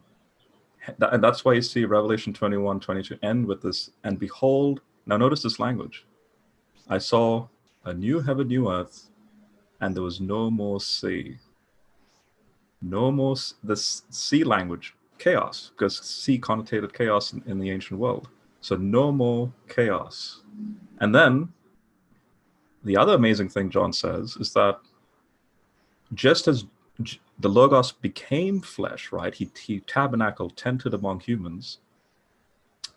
In Revelation 21, I think it's, so verse 2, it says, I see a new Jerusalem descending. And then verse 3 says, and it's literally in the Greek, that the angel is shouting out in exasperation, like he's shocked. Look, the tent of God is among humans. In other words, just as God incarnates into humanity to then do this thing called theosis, now through Jesus, humanity incarnates into God. Yep. You shall be as gods. Yeah, there's that reversal taking place. So in the you are discussion, partakers of his divine nature. There you go. That's in Peter, exactly. So when I told Pinecree, I was like, look, there's this ultimate big picture plan God has in mind, regardless of how long the process is. Like in this case, 39.8 billion years of universal history, blah, blah, blah, blah, blah. The point is, this is ultimately his desire. If he exists, right? If this thing that happened 2,000 years, if that actually happened, that is the solution to my Opa's passing, to everyone's passing, to all the chaos that permeates reality. And so, no more sorrow, no more suffering, no more sickness, and no more death. All the problem of evil vanished, and we all live in the kingdom of God, and heaven and earth is redeemed forever. So So what I found interesting, and I'll end it with this, and then you can ask questions. The last observation I made in that discussion yesterday was when I said, isn't it interesting that God, so if God incarnates this one time, which means empirically, it only has to happen at one time. If Jesus is the God-man, boom, God exists, right? It just has to happen at one time. So it was sort of like an off-the-cuff remark when I said, God didn't directly interact with humans until Jesus. So then Pine Creek was like, whoa, in the Old Testament, God didn't directly interact? Yeah. And the one time he will directly interact is, as you see in Revelation 20:22, like the theosis into the Godhead. So that's the hope that a lot of the biblical authors were hoping for. And now that I've explained that context, now I hope this will give everyone a perspective as to then how magnificent I saw this story, this biblical epic of salvation history, of, in this case, the multiple falls that happened, then the way humanity progresses through this thing called Israel, the way God's working with Israel to then, all the kingdoms that came and went until Jesus came on the scene, and then this thing called the church that just exploded. The mustard seed analogy was proven right, because Jesus says, look, the kingdom of God is like a mustard seed. It starts small, but it'll just go into this huge tree. Right. And sure enough, the whole Mediterranean region by the 3rd century was just, Christian, but without the soul, mind you. Whereas you have in Islam later on, subjugation through terror. So, yeah, I hope that gives everyone a satisfactory or a thought-provoking perspective as to what caused me, or what was thought-provoking for me, that then made me bow the knee, to the King of the universe, Jesus, because like as Paul says, I want to identify with Jesus. Philippians 3, he says, not only do I want to identify with Jesus as far as righteousness is concerned, right, his righteousness coming onto me, but Paul has this throwaway line. He's like, I want to know what his resurrection power is like. There's this notion of, because notice he's thinking about theosis. Are you talking about that I might know him? Yeah, in Philippians 3, it's around verse 10. where he's like, and I want to know what his resurrection power is like. And then at the end of Philippians 3, he says, we are all citizens of heaven, and it's from him, and to use the King James language translation, and he will change our vile bodies and make it like his glorious body. Like, notice, if you preach this type of message, now I'm speaking to Christians now, if you preach this type of message, this notion of it's not all about sin and human sinning and so on. Notice Paul himself, Romans 8 repeats the same thing. We are not just us who are part of this corrupting bondage, but even the creation is looking forward to the first fruits of the resurrection, glorification, Romans 8. Creation itself groans with anticipation for the sons of God to be revealed. Actually, let me just end it with this point, since I mentioned that, and then I'll let you speak. Sure. The fact that the creation can be part of that theosis blew my mind in the context of my knowledge in evolution. Because think about it. If we take the younger creationist model, there is no interconnection, no interrelationship between you, me, and creation. Because ex nihilo, everything's created 6,000 years ago. But in an evolutionary framework, everything's connected. So therefore, when the Logos became flesh, notice the Logos is incarnating into the entire universe in bodily form. The body of Jesus is stardust, ultimately, which means then when Jesus dies on the cross and when he resurrects, that reversal of thermodynamics and so on that I spoke about in the seminar live stream with them, it's a micro image of the reversal of the entire universe. And that mechanism that then is established in Jesus, then Romans 8 is possible. Then the creation can indeed experience, theosis, glorification, and so on. Colossians 1:20 as well. Colossians 1 from 15 down. 15, it's like Jesus, the Son, is the image of the invisible God. He's the one that created all these categories in creation. Boom, verse 20. So thus, God, through his Son, via the blood on the cross and so on, is able to reconcile things in heaven and on earth. That reconciliation language, everything is God is in the world reconciling all things unto himself. Yeah, totally. Yeah. There's a lot to what you're saying that when it's fully fleshed out, it really helps theologically in a lot of the questions that things get debated, like the problem of evil, for example. I don't know if have you debated that ever yet? No, not really, but because there's a lot that you're talking about that ultimately the problem of evil is solved by the cross, in that there's a reconciliation for the entirety of creation. Now, I've Christian theology understands that. Like, when the earth is fully redeemed, there will be no sorrow, no sickness, no suffering, no death, forever. And just to point out, this is a observation I made in the devotions the other day. Just to open my Bible here, if you go to Romans 3, every Christian basically knows verse 23 that says, all have fallen short.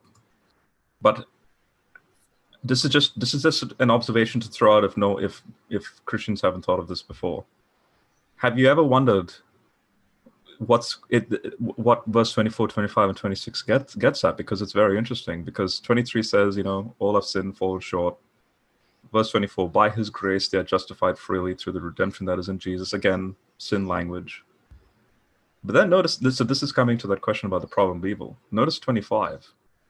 So, justified freely through the redemption that is in Jesus, whom God offered as a place where atonement by the Messiah's blood would occur through faith. And here's the thing that struck me.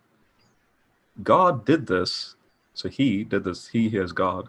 God did this to demonstrate his righteousness, because he had waited patiently to deal with sins committed in the past. And he wanted to demonstrate at the present time that he himself, so he, God, is righteous, and that he justifies anyone who has the faithfulness of Jesus. This is, some translations will say, justifies anyone who has faith in Jesus.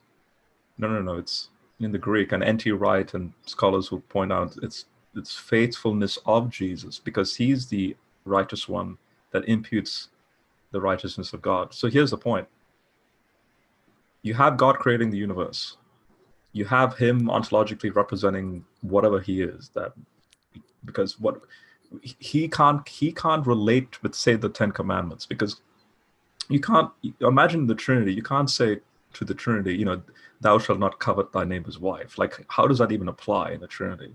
So all the laws that are laid out throughout the Bible are, at the end of the day, human stipulations that God's working. So in the divine context, there's a divine righteousness that's accommodating with creaturely righteousness.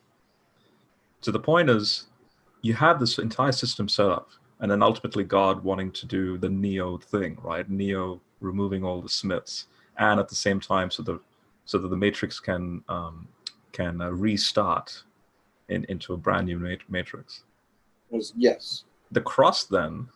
Now notice this is something the other day I was just like, whoa, this is so cool. The cross then is to demonstrate that God is not a hypocrite. The keyword here is hypocrite. If the cross did not happen, if the incarnation did not happen, God, whoever he would be, even in a polytheistic sense, all the gods, so the Eutropho dilemma fits into this, they're all hypocrites. So Yahweh then establishes that truly he is Lord of Lords, God of Gods, and a righteous and just God, like Exodus 34, you know, that Hesed or agape type of language, you know, the love of God, that sense. Like, he truly is a non-hypocritical God, because the cross completely just cuts through all the, you know, the BS, so to speak, of reality, and hence the chaos of reality. And that's something I noticed, like, you know, we usually don't think about the implication that Paul's making there, because we sort of stop at 23 and we're just like, see, that becomes a preaching point. But make 25 a preaching point as well. The cross is demonstrating God's righteousness. Yeah. So there are a lot of implications in the stuff you just said, and it actually solves the first thing that you said, but way back about 5 or 10 minutes ago, is that if God were to create a perfect being, he'd just be creating himself. So by definition, and that in itself would be contradictory. Yeah. Right, but if God wants to create independent beings independent from him, the propensity for evil, the imperfection of the being is built into the cake. If they're independent from his will, and they have their own independent wills, then they have a propensity for evil. That's just a given, because if you were to create a perfect being that can't do evil, he'd just be creating God all over again. So that explains why God would create beings capable of evil. And then you can reconcile when people then ask, well, when you go to heaven, do you have free will in heaven? You have a type of free will, but you have processed. You are not going to do things because his influence is so all-consuming and all-powerful. You've chosen to be there so that you are not necessarily under control, but you are not going to, of your own volition, do things that would be truly destructive. In fact, so I agree with you on that, but just to illustrate how much more powerful it can be when you see Paul's wording back. So if you go back to Romans 8 again, notice, just to clarify your point there, but to showcase the importance of theology, and I think Christians should realize this as well. Theology, in my opinion, the longer I've walked in this Christian faith, the more I realize theology is as important as any other discipline, like science included. Theology as a philosophy is beautiful. So don't be afraid to engage theologically as well. So Romans 8:29, notice this notion of no free will in heaven, or like if we are in heaven because we're in God's presence, we won't sin. Well, actually, notice that's half the picture. So again, this is me, the scientist in me. I'm thinking more of the mechanics. Well, why will I not sin in heaven, so to speak? Notice Romans 8:29. It says, So for those whom he foreknew, he predestined. But here's the point: to be conformed to the image of his Son. Right. To be conformed in that incarnation, and then in the resurrection in Jesus. Like if you go back to Romans 6, why do we baptize? Again, this is theology. In other words, though, so our nature will be transformed enough that incapable of sin means won't choose it volitionally. Doesn't mean we can't do it. It means we won't choose it because transformation, we the have spiritual transformation. We have the Logos. We are embodied into the Logos, just as the Logos embodies into the corruptible, creation. We hence Revelation 21 all over again. We incarnate into God through Jesus, and as Hebrews 2 says, look at. In fact, notice Hebrews 2 verse 5. For he did not put the coming world, new creation language. He did not put the new creation, the coming world we are talking about, under the control of angels. It's like, God's heavenly host that's already there in his presence. They are subjugated to you and me. Well, Paul, and I believe Paul wrote Hebrews, he'll explain why. Because verse 6 to 8, he quotes Psalm 8 to say, look, he was made a little lower than the angels, right? And as part of that resurrection and theosis, when Jesus is crowned with glory and honor, this is verse 9, look at what verse 10 and 11 says. So it was fitting that God, for whom and through whom everything exists, speaking about salvation and so on.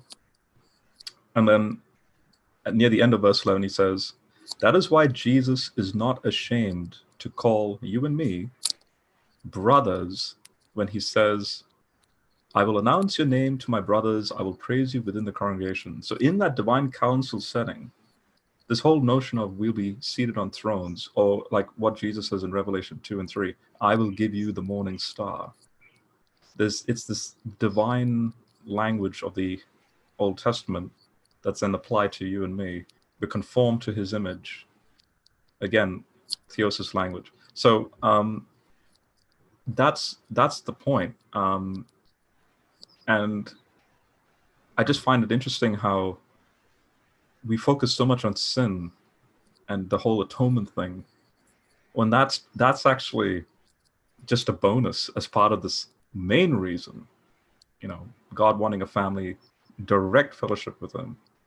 And here's the point, that's if he exists. If God exists, you can't help, like, regardless of your position, if he exists, this thing that happened 2,000 years ago is an event that you just can't help. It's a fact. It's just a given, whether you're an atheist, whether you're lost on some island somewhere doing your own thing. It's a fact of what God chose to do, and it can't be undone. And you just have to accept it, sort of thing. If you're a mesotheist, right? If you're a God hater, so to speak,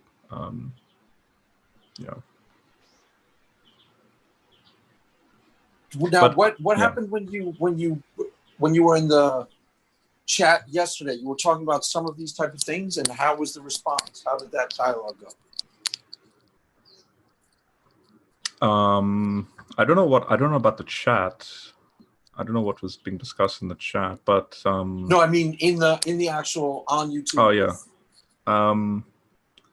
It did. Okay, so what happened was it did go into discussions on specifically, say, investigating the historicity of, the first century context of the resurrection, Jesus, all that stuff. Oh, and there was like a criteria laid out. Like, for example, I have it over here. So I recently bought a book which is absolutely excellent. It's called The Bedrock of Christianity, The Unalterable Facts of Jesus' Death and Resurrection by Justin Bass. It's a 2020 Lexham Press publication. And so in the early part of the book, he says, in Bart Ehrman's many books on early Christianity, he discusses what makes for a reliable source. So what historians want, in short, are a lot of witnesses, close to the time of the events, and so on and so on. So he laid out 4 points, early dating, eyewitnesses, corroboration, and unbiased sources. So Pine Creek then did what I think was the ball was in his court, so to speak. Like, he unwittingly admitted this, where at first he tried to go, oh, look, see, you can apply the same thing to Mormonism. So that means, see, Mormons have early dating, yes. Then the eyewitnesses, there's like 13 or 14 eyewitnesses to the so-called tablets.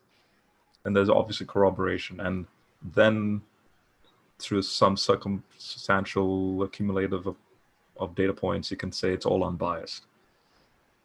Well, right off the bat, you could have all that working for Joseph Smith, right? Right. But the moment you start seeing, the first thing is Reformed Egyptian, just right off the bat, it just shot itself in the foot. There's no such thing as Reformed Egyptian that supposedly Joseph Smith was translating from. Even if the tablets are there, he's literally translating from this thing called Reformed Egyptian. Well, guess what? Ultimately, the only conclusion you can make is that he made up the language. He concocted the whole thing so that these four criteria can work even in that sense. So then I asked Pine Creek, I was like, look, is there an equivalent of this just blatant error in first century Christianity? And after, I think, 10 minutes of dialogue, like back and forth, and Pine Creek was talking about, well, what about rabbinic scholars that's currently alive today? They're not Christian. And so then there was a little bit of a nuance and tension to try and get him to see the perspective that I was laying out, and that is, I don't care about, because just as you care about so-called people and scholars and witnesses in the moment with Joseph Smith, it's unfair for you to then associate some rabbinic scholar 2,000 years removed from first century Christianity. So wouldn't it be more fair for you to ask the same question about a contemporary Jew of the first century period, so a Second Temple, Jewish rabbi or something, and see how he disagrees with, say, Pauline theology? And so then Pine Creek admitted, well, if you're talking about positive and negative, there is no negative. Just as you can demonstrate a negative with Mormonism, there's no negative with first century Christianity. And then he, I don't know if this was a tongue-in-cheek thing, but there was like an insinuation of, and so maybe there was a conspiracy to hide, like, Christians made it look like that, and hence, now we're going into conspiracy mode. Right. So yeah, I think that's how the discussion culminated, and then I forget now what happened after that. So John, do we have questions from the audience? Yeah, we've got a couple, and if anyone wants to put in any more before we leave, go right ahead. I'll be keeping an eye out for that. We got one. Is Spartan in the audience? See if you can mute him. He's not, so he should be safe for now. He's officially not allowed to converse in the chat. Yeah, I think we channel blocked him, so he won't be able to. Well, him and JB. No, I'm just who's kidding. Spartan? Spartan theology. Why? But why is? No, I'm just Spartan's good. Yeah. Yeah. All right. Because he's the only one who can take a joke, so we make him and JB the butt of all the jokes. Because JB and him can take jokes. Everybody else will get it played. I can't believe you said that to me. I'm never watching Craig's channel again. Right. Caleb, is that who you're referring to? Yeah, he's kind of a crybaby. All right. Is he here? No, that's why I'm talking bad about him. It would be a good to set up a conversation between him and Rob, because that would be an interesting conversation. That would be interesting. Yeah. Okay. So Josh Howard, he had a question in the chat. Is this where you think that sin comes from? The fact that everything outside of God is sin, or is tainted with imperfection that leads to sin? Is that kind of like what you're exactly? So you I could go into some pretty fascinating things on on this thing called sin and the Greek word associated with the word. And I think I'll go to one particular verse just to show you what I'm saying, because it just permeates. It's not just this thing, like in Romans 7, like there's no good thing in me, in my flesh, and so then he ends it by saying, what a wretched man I am. Who can save me from this body infected with death? Notice that language. He's connecting sin and death. So now notice, because death is an ontological reality. Usually, in church tradition, we think of sin as this original sin that genetically is transferred from Adam. Notice that's a teaching, and this may sound controversial, but I don't believe in quote unquote original sin the way not just the Catholics do, but even reformers do. There is an original sin, right? You have an archetype, Adam and Eve falling and so on. But this notion of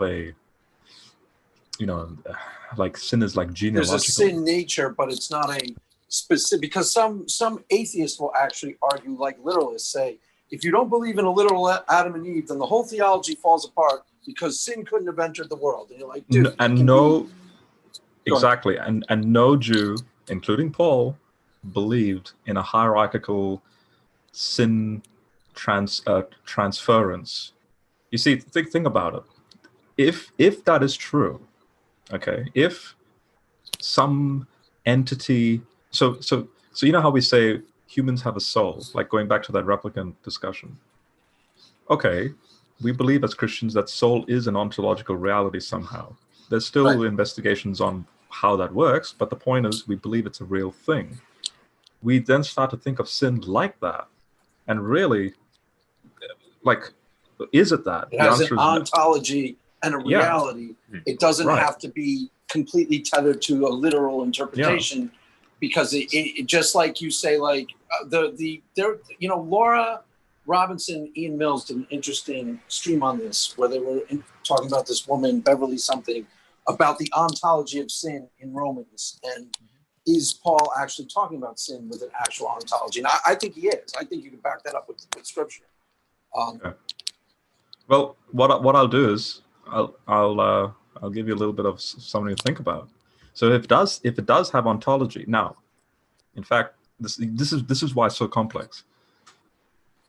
It doesn't have ontology the way church tradition has laid it out. And by the way, church tradition that's relatively late. It has ontology in regards to this thing, again, known as chaos conf. So what I'm saying is, if we hold to Augustinian original sin, then we all have to be, by definition, Roman Catholic, because they're right. You do need the Immaculate Conception, because Jesus can't just get off the hook. If we believe he's fully human and fully God, usually us Protestants, and that's another thing I need to establish to everyone. I hate labels. I don't want to associate with any denomination, but I do, at the end of the day, I would tailor myself into a Protestant type of thinking. So that being said, I would have to give the Roman Catholic his due, because you have to take seriously the humanity of Jesus. You can't make Jesus an Ubermensch just because there's the God part that's associated with the human nature. So if sin is transferred genetically somehow, Mary has to be sinless for the humanity of Jesus to be sinless. But then again, notice, even though within that internal context you make a rationalization of that, notice that sinlessness means Mary has to be above the system. Jesus has to be above the system. So therefore, he was never part of the world. He was never, he was never part of creation. He would never be able to die, because again, don't forget, sin is connected to chaos and death and suffering, and because that definition of sin. So it's an ironic paradox in the Roman Catholic sense. So if you allow Second Temple Jews and Second Temple theology and Old Testament theology to be what it is, where they didn't have this concept of original sin the way you and I think of it as. Meaning, you're born into this world, but welcome to the Matrix, right? Remember in the Matrix movie where you see that little baby with all the tubes fed to it, and then they liquefy the dead to feed the baby as this new birth. Now this baby is going to be introduced into that system of control. Well, guess what? That imagery is perfect for the complete definition of sin, because notice the baby is helpless. You know, this notion of depravity in the Bible. It's subject to the system regardless. So notice there's the ontology aspect of sin that permeates all humans in all those pods, right? When Neo is looking at all the pods and everyone's a slave to sin, the Matrix. You need an agent to come out to take the person out of the pod. So you need that incarnation aspect to enter into the system, hence Morpheus. You know, let me show you the rabbit hole, gives the red pill, he escapes through. Like, that's what we are waiting for. We're waiting for that escape. That's the new resurrection. That's the new creation. So just to show you an example of the complexity of sin, if you go to Galatians 3, verse 19, Paul has this peculiar line, but that is, and if you go to any Galatian commentary, they'll point out that verse 20 is like 300 plus interpretations on just verse 20 alone. But 19 is a setup for verse 20, and Heiser actually brings this up in his Reversing Hormone book, that Paul says, why then was the law added? And, you know, it's like we think, oh yeah, law, you know, Genesis 3, the fall. But notice he says, because of transgressions, plural. Not a transgression, transgressions. Now we're talking about multiple falls. And then, as you know, when Heiser speaks about the multiple falls in Genesis. And so it's interesting then that sin. So what are those falls? I think I've heard you say this before. There's like 3 rebellions. Yeah. So Genesis lays out, it's not strictly 3 rebellions. You have multiple rebellions all throughout the proto-history of Genesis. For example, Genesis 4, you have the first instance of a sexual rebellion, like Cain. The first instance of polygamy is Cain marrying multiple wives and setting up a city and so on. But the point is, you have think of it like in Earth's history, those major extinction events, which apparently there are 10. It's like those major moments of sin or transgression, or basically you have the ability to do this thing called sin, but it becomes a realization when it's done. So like Genesis 3, Paul in Romans 1 identifies the tree of knowledge as being idolatry. So although they knew God, they neither glorified him, but gave glory to other, creatures and so on. So Paul symbolically translates Genesis 3 in that way. Then Genesis 6, that Nephilim stuff. Genesis 11, the Tower of Babel, which then is actually even more cosmic, because by the time you end the Genesis 11 story, all humans are not related to Yahweh. And that's why Yahweh has to take a pagan, Abraham, and start fresh. And then real history, according to now how a Jew would be thinking, real history actually starts in Genesis 12. It doesn't, you see, this is why scholars like to say Genesis 1 to 11 is like a proto, sort of like a mythical, big, because don't forget, if we take Genesis 1, verse 1 as an actual historical thing, in light of inspiration of the Bible and how it relates to reality, Genesis 1:1 is about 13.8 billion years ago, start of the universe.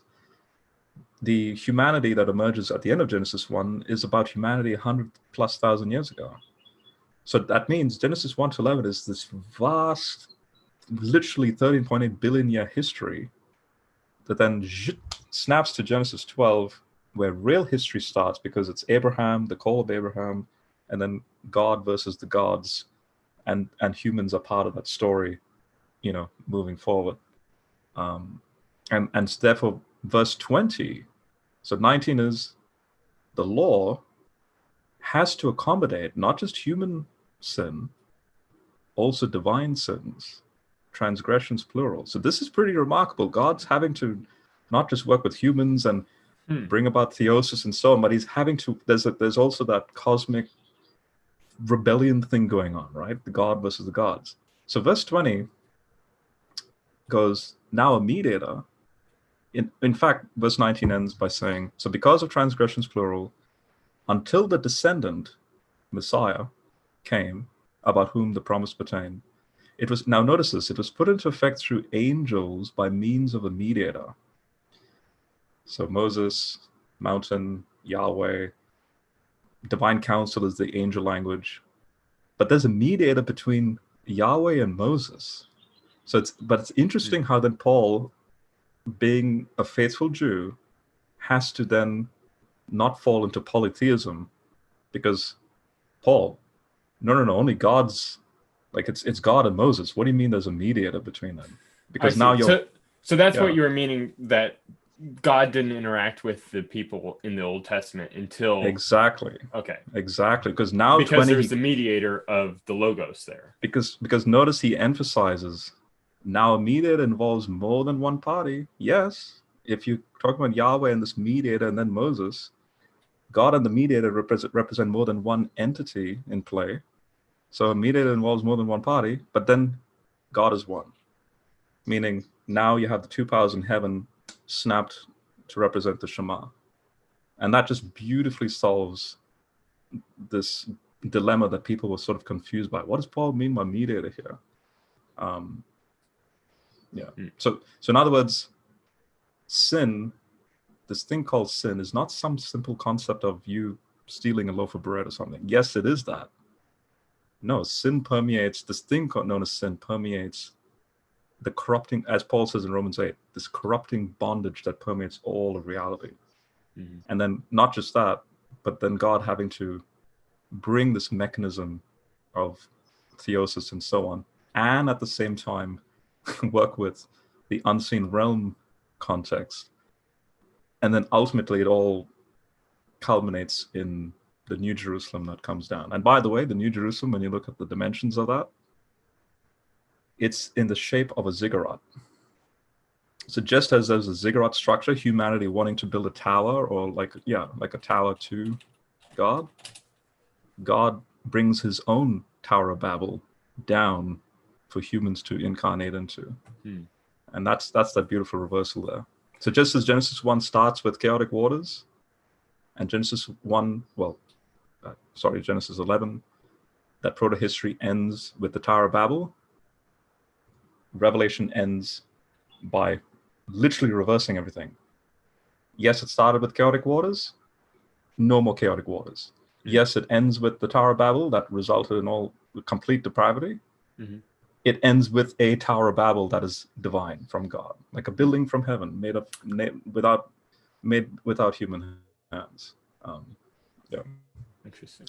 So do you see when you see theology? Do you see how beautiful when you engage this with theology? Me as an atheist as well, looking at this, it is so remarkably complex and beautiful. Like, why would any person, regardless of their disposition, mock this? It's Does Heiser have an account, I guess, of the how I guess salvation can occur for the entities within the unseen realm? Because like I can understand it through theosis of the incarnation, where God becomes man, that man could be one with God in some sense, at least. Yeah. I don't see though how, like, would there have to be some like other incarnation of some sort for the spiritual, say, entities that fell, or are, because I think, I don't know, a lot of people, or I don't know how many, I know within like Catholic theology, the fallen angels, their sort of fate is sealed, basically, that they're not able to change or anything. Yeah. This falls into, a type of universalism which Laura, for example, believes in, meaning that reconciliation language, the Greek word for reconciliation, is meaning everything that gets included, Right. including the divine forces. I find it interesting. I'm agnostic on that, purely because Hebrews 2 verse 5 says point blank, the coming world isn't for the angels. Why? Because God didn't incarnate into angels. He incarnated into this species, the human race. But then, so in this case, then they get the privileged, we're seated with Christ in the heavenlies, as Ephesians 1 says. But then you also have... They think universalism applies to angels too? I didn't realize that. Well, it's part of that. It's that type of universalism. Because there's also Peter, I think it's 2 Peter, where the angels are kept in chains awaiting judgment. Yes. So you have, exactly. But that's once that's completed, so to speak, then they're really they're fine. Right. Oh, okay. They get punished for a little bit. Yeah, but I don't hold to that because of the fact that you have statements like point blank, incarnation only into humans, not angels. So now here's the tension. When you then read like Colossians 1:20, where it says reconciling all things in heaven and on earth, now it opens the door for now notice, not just divine and human, but the early church had this concept called the Principle of Plenitude, meaning what about ET life, like other sentient life within the terrestrial world? How do they get saved? Does Jesus have to die on every planet, so to speak? And believe it or not, I think it was either Jerome or Origen beautifully articulated this notion of, well, if he's the father of the heavenly lights, that language in James, and he's the father of basically everything, and this father incarnates, in this case on earth, he's thinking of that cosmic level stuff, like that concept I shared about how Jesus, or the Logos, incarnates into the universe. The Jesus's body is the universe, stardust. So that means if evolution is true, and we are connected to the cosmos through that process, that means technically we are connected to some alien species because it's part of the same periodic table of elements anyway. And this one act here that happens to work with Earth here affects everything in the universe. So now that's a very big hypothetical. That's if aliens. So if aliens exist, the church should not be worried because this discussion was happening already in the church father material, and they already rationalized that. So Heiser has a thing called, can Christianity accommodate a genuine ET reality? There's a whole slide lecture that he gave on that. Yeah. But it makes no sense for Jesus when he goes to the spirits in prison, 1 Peter 3.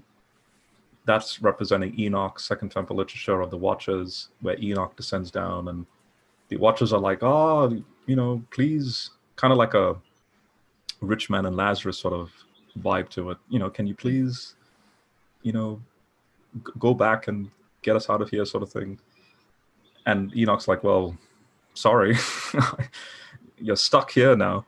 It's sort of that same thing in early church tradition of what's called the harrowing of hell, where you have depictions of Jesus going down into Hades, and he's smashing the door of Hades, and you're seeing the Watcher demons being crushed under the door. So like Jesus is standing on the door, the demon hands are like squashed out, and Jesus by the hand is taking all the Old Testament saints out, out into heaven. So you have that depiction to suggest that these entities will not be saved. So, yeah. I'm almost worried to ask more questions, because with that long drawn out one, you went over like two key doctrines within Christianity and sort of like squash them, Yeah. both with the virgin or the assumption, or not the Assumption of Mary, the Catholic doctrine of Mary being Immaculate Conception. Immaculate Conception, yeah. And then also the original sin sort of understanding within Protestantism. So with one fell swoop, you managed to sort of go after both of them. But so we're going to get protests. We're going to get picketed. We'd better. I hope for it. All right. There was a question from Purple Pill Philosophy. Which date for the Exodus is accurate, and what makes and what do you make of the Levite hypothesis? If you can maybe explain those two for Sparky still here? Yeah. For the dumb people in the audience, of course.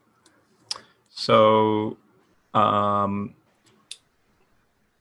I do know that in my discussion with Aaron Ra, when we were talking about the historicity of the Exodus, someone in the, and I actually pinned the comment in that discussion. Someone was showcasing some recent studies done in regards to the haplogroups, so the Levite descendants and so on, and how that connects to, so genealogically, that tribe and clan, and basically in this sense, how far back can be traced. And so you have scholars, faithful, very good evangelical scholars, Egyptologists who specialize in Egyptology, like say James Hoffmeyer, who take the late date. And so there's reasons for that. But then you have, again, very good scholars that hold to what's called the early date. So late date is like 1290 BC-ish, somewhere around there.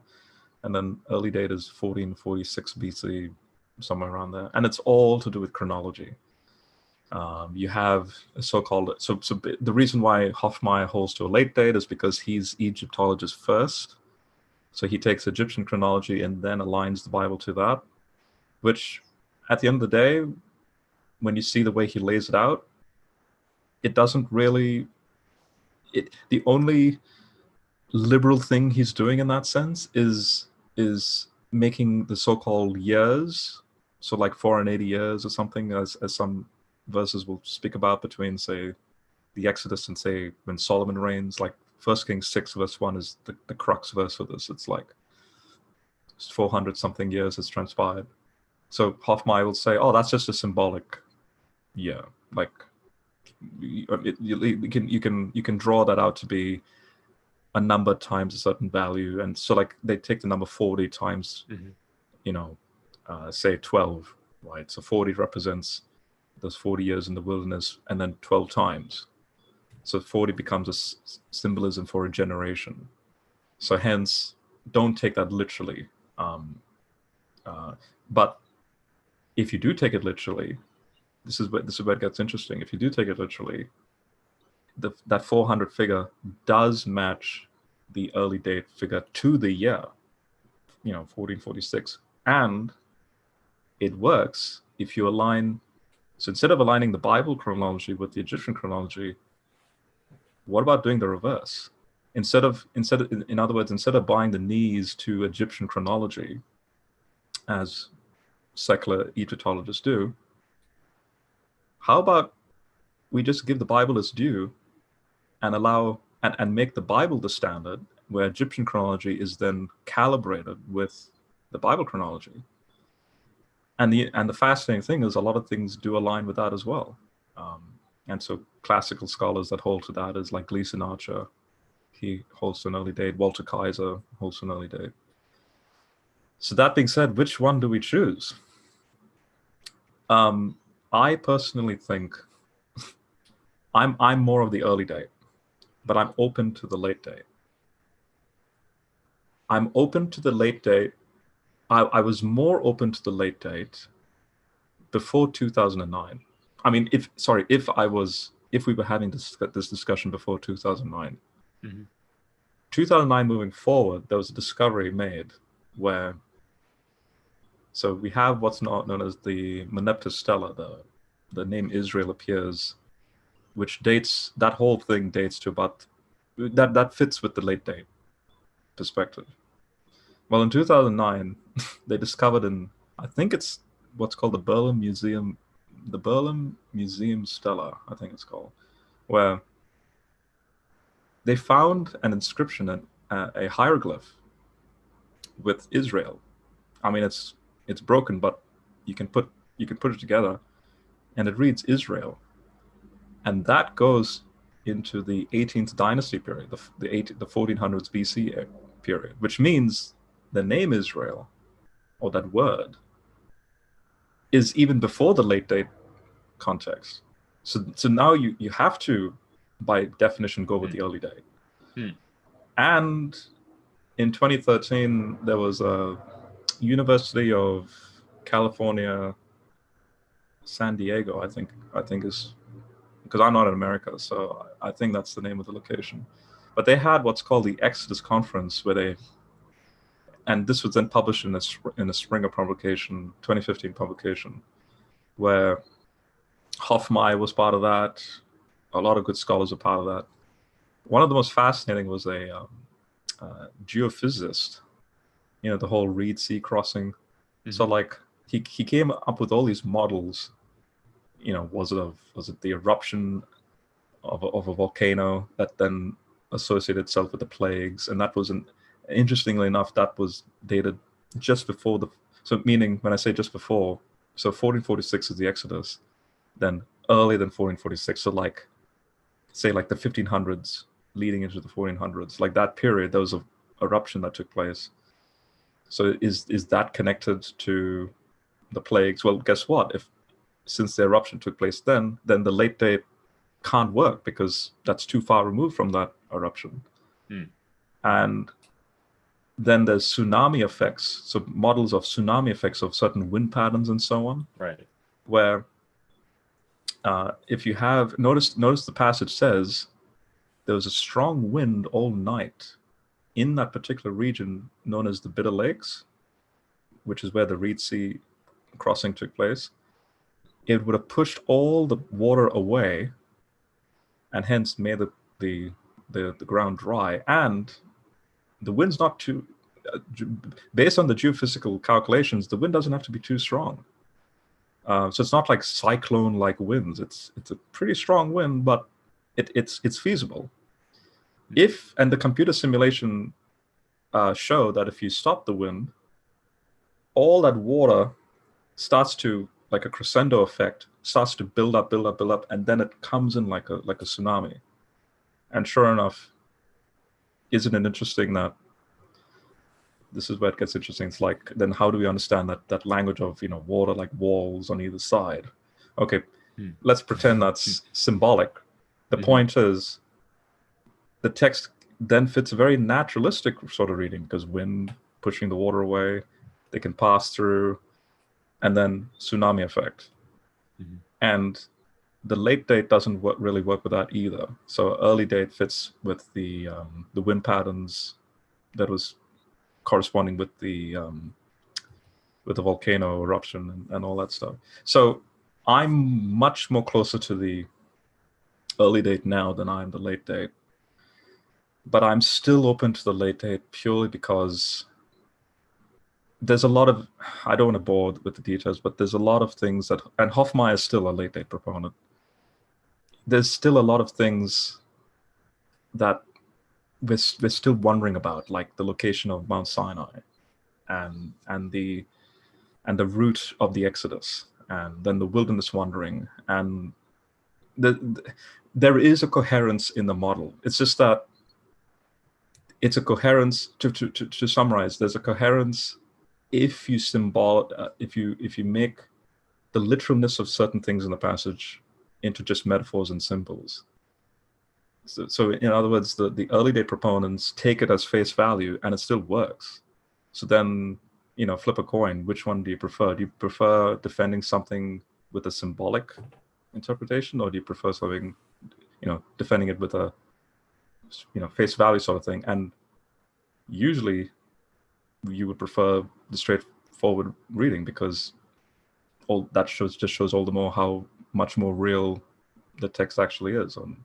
Yeah. It's kind of funny, because usually in interpreting scripture in light of history, you have to or it seems like a lot of people are finding the need to sort of rely upon some sort of symbolic interpretation in order to sort of fit it to the way that we understand reality.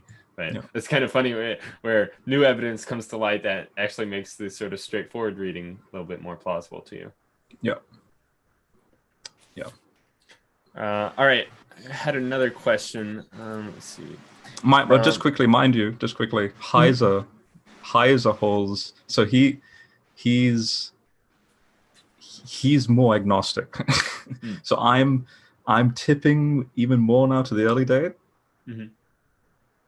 And Heiser was tipping to the early date. Now he's literally center. He's literally on the fence. And then you have Hoffmeyer tipping more to the late date.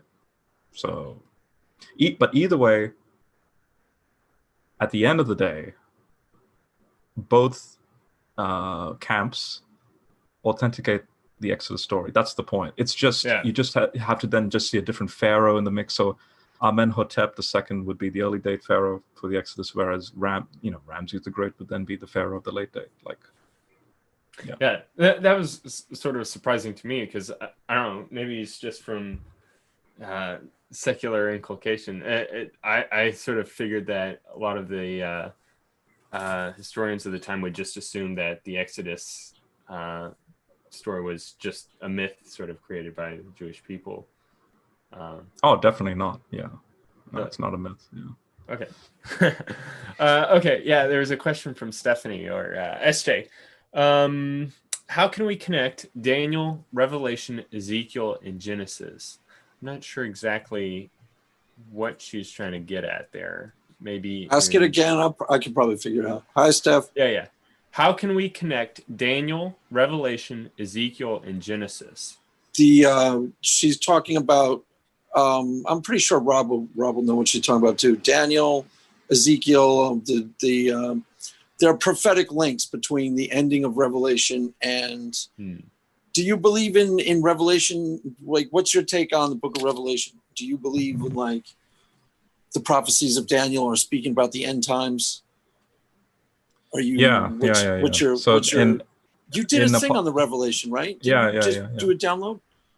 Okay. Yeah, I did it took us 2 years to go through it. So my local study group,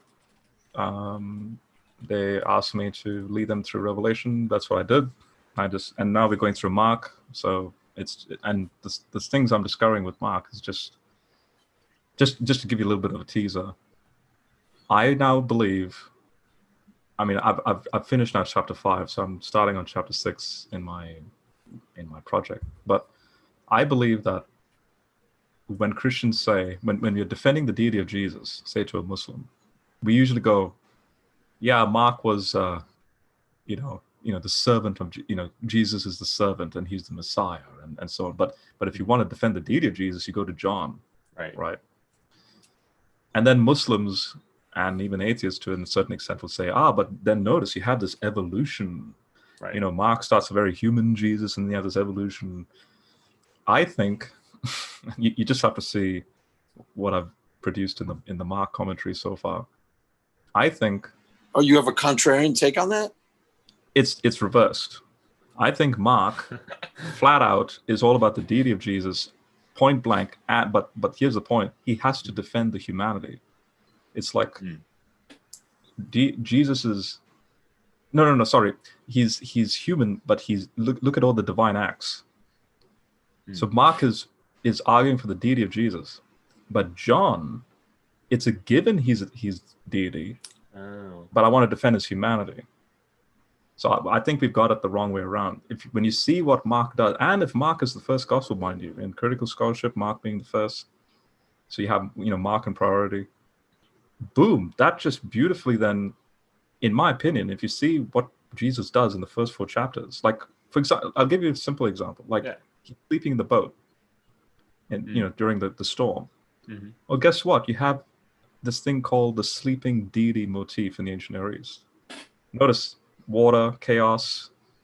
Then you have you have what's called Markan sandwiching. So you have Mark 5 with the demon possessed guy, and then before the storm, you have Jesus engaging with I'm Lord of the Sabbath, and then he's Mhm. He's healing other people with spirits. In between that, you have this depiction of him just sleeping the boat, because up until that point, he's just being victorious. The kingdom of God is at hand. Look, I'm on the scene. The demons are like, oh my gosh, he's arrived. What do you want with me? Have you come to now send us into the abyss? Like, you have even the unclean spirits horrified. Mhm. So the sleeping deity motif in the ancient Near East is all about a depiction of, if this deity that you believe in, if he's genuinely sovereign, he has nothing to worry about. Hence, the creation account has Yahweh resting. Then you have this language of, where's the house for me so that I can rest? This language of God resting in the Old Testament because he's sovereign. Heaven is my throne, earth is my footstool. He's seated. He has Right. nothing to And worry we're about. supposed to enter into his rest, which means we start to reach a place where the faith is so strong that you just kick back and God does it all for you, John. Everything you ever want. You're entering his rest because he's sovereign. Right. Mhm. So Right. that's now notice why Jesus is like, where's your faith? There's nothing to worry about. You saw all the stuff that's been happening before. Yeah, he even says, why are you so fearful? How is it that you have no faith? Because commentators will say things like, oh, notice it was in the evening. Jesus had a lot of things to do. This is the humanity of Jesus. Oh, do they really? They say he fell asleep, and it's not like... Yes, he got falling tired asleep is like, dude, everyone relax. If I'm God, this is not an issue. Fall asleep that's how I always saw it. I thought that was a standard take on it. So, go ahead. So you have the ancient Near Eastern sleeping deity motif. Then you have Jonah parallelism taking place. Jonah, the story of Jonah in the ship, and then he's been cast out and so on. Notice that God's the one having to calm the storm in Jonah's story, whereas Jesus calming the storm. So, okay. So, and the sailors telling Jonah, oh, we're going to drown and blah, blah, blah. And then, disciples saying the same thing. So that's the point. It's not like Jesus is, tired or something. So notice that type of theology showcases very powerfully Jesus is Yahweh. So when you go to John, you don't see this stuff in John. It's just a given. The Logos, in the beginning was the Word was with God, and the Word was God. But then the emphasis is, because of that, verse 14, the Logos became flesh. And then John has to defend the humanity of Jesus moving forward. So that's my... I could be alone in this, but I would definitely die on that hill if I had to defend it, because I just can't help but see, wow, two powers of language in Mark chapter 1, a voice crying out in the wilderness. Mark, I mean, if you're talking about Mark and sandwiching, he's literally sandwiched 3 Old Testament passages in verses 2 and 3 of chapter 1. So he's quoted Isaiah 40, he's quoted Exodus 23 verse 20, and he's quoted Malachi 3 and 4. So Isaiah 40 is divine counsel. There's a conversation in the divine counsel. A voice is crying out in the wilderness. Who will go, who will lay down the roadworks for God? Exodus 23 verse 20 is, I'm sending an angel before you. That angel is the second Yahweh figure. Malachi 3 and 4, the one to inaugurate this, because don't forget, Malachi is the end of the Old Testament. The Old Testament ends on a cliffhanger. The Old Testament's not a complete book. That's why Mark starts by saying, okay, this is the beginning now of the gospel. Malachi 3 and 4 is all about, okay, cliffhanger, there's going to be a time when an Elijah-like, person will then inaugurate, salvation and Yahweh, and he's called the Son of Righteousness. So Mark has taken all that, 2 powers, divine counsel, mashed it in just verses 2 and 3. To me, that's more powerful theologically than John 1:1, because John 1:1 is just a simple statement. In the beginning was the Word was with God, God was the Word. Okay, well, yeah, okay, whoop-de-doo. That's great, but he's not... that's just a philosophical statement at the end of the day. And especially for probably like the Greeks of the time that were taking it, it was significant. But for like Mark, maybe like writing Mark to a Roman audience. Yeah. Okay. Yeah. Now, what about the end times? Do you? Yeah. With Stephanie's question. Right. Yeah. So Revelation. Do you think Obama or Trump is the Antichrist? No. Neither. Do you believe in that? Because there's a. I'm pretty sure she's talking about the Daniel, Book of Revelation, Ezekiel, end times. That's what I don't know what exactly she's referring to. End time prophecies. You have I think. So I take the early date for Revelation, 68 AD. I'm a partial preterist, so I think the events of 70 AD is like beautifully fulfilled. Let me just point out before you start, Trump is the man of peace. He's been up for 2 Nobel Peace Prizes, and he could believe originally you'd say Trump cannot be the man of peace, but now it's kind of plausible that. Maybe. Be careful, John. Trump is the Antichrist. This could be a little bit of tongue-in-cheek evangelistic point, but since scholar fiction hates Trump a lot, maybe if Trump is the fulfilled Antichrist, then scholar fiction may convert. So, I mean, that's basically how it is. Most atheists on Twitter already think that he's the Antichrist, and they don't even believe in God. So, right. He's the secular Antichrist. He's the Antichrist of their boogeyman of their imagination. For me, the convictions after writing a study on Revelation is that this may sound harsh or blunt or scary, but let your hearts not be troubled. But basically, I think we all have the terrible capacity to fit that role. Just like Judas, he was born in a time and place, and he fulfilled that prophetic that what was prophesied in the Psalms. Judas filled that role of being the one that gave Jesus over. So you have many antichrists, is what I'm saying. And apocalyptic literature, again, something remarkable I've noticed, if you hold to a partial preterist position, it just all the more authenticates this holy scripture. So for example, Daniel 9, if we just see it as a yet future thing about Jesus. Now, in hindsight, that works. We can see how the so-called 70 weeks matches with Jesus coming in on the donkey and the timing of the crucifixion and so on. But what if we were living, say, during the Maccabean period? How, like now, there are critical scholars that hold to the late date of Daniel, and they think that Daniel 9 and 12 with the dates that's given is in the moment, sort of like Daniel's upgrading his text as the Maccabean crisis is moving forward. Like in the moment, he's updating it. Like Daniel in the sense of the scribes of Daniel. But what if Daniel is genuinely written in the 6th century, and you're just about pre-Jesus, say during the time of Herod? Then how would you see Daniel 9? So Second Temple scholars, like for example, there's a scholar named Leslie McFall, he released a paper titled, the 69 Weeks of Daniel. But then he goes, but is the Messiah Nehemiah or Jesus? And the answer is yes.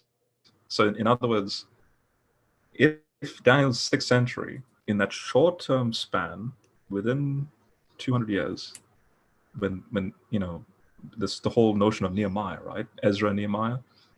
So Nehemiah is the Messiah of Daniel 9. Meaning there's a short-term fulfillment of what Daniel prophesied, because Daniel 9 is all about the rededication of Jerusalem. Mm-hmm. But then the long-term ultimate fulfillment of Daniel 9, the Messiah, is Jesus. So the same thing with Revelation. John's writing to 7 churches. It's ludicrous for the start of Revelation, like the first 3 chapters, that is focused on Asia Minor, the 7 churches in Asia Minor, where the rest of Revelation is only for about a yet future period that has no connection to these 7 churches. No. The whole book of Revelation is for the 7 churches, the events that take place in Revelation do happen in the context of the seven churches. Like, for example, I'll just throw a random one. Like in Revelation 6, somewhere between 6 and 8, there's a depiction of this huge mountain that starts to explode, and it affects like 2/3 of the water and so on. Well, in 79 AD, in the same region, you have Pompeii, and that you had that affection taking place with the commerce scenario and so on. So all those events in the first century do happen, but just like Nehemiah's short term, so that we can then rely on the reliability of Daniel in that short term sense, and now obviously it's fulfilled in Jesus. Same thing with Revelation. I have a means to trust Revelation as an authentic, book that can be utilized because of how things played out in the first century that authenticated John's message. So in that sense, I'm a partial preterist that is also futurist, but then I read Revelation like an idealist. Yeah. Now, what about the fact that Obama was sworn in with his hand on the Quran, and that Obama actually means the anointed one? Uh-oh. I don't know about that. So yeah, but I do know Muslims, or not Muslims, Arab Christians like Osama Dakdar, because he was a big proponent of, Obama's a Muslim, and we have a, Islam is what is the Muslim thing? It's like a savior figure.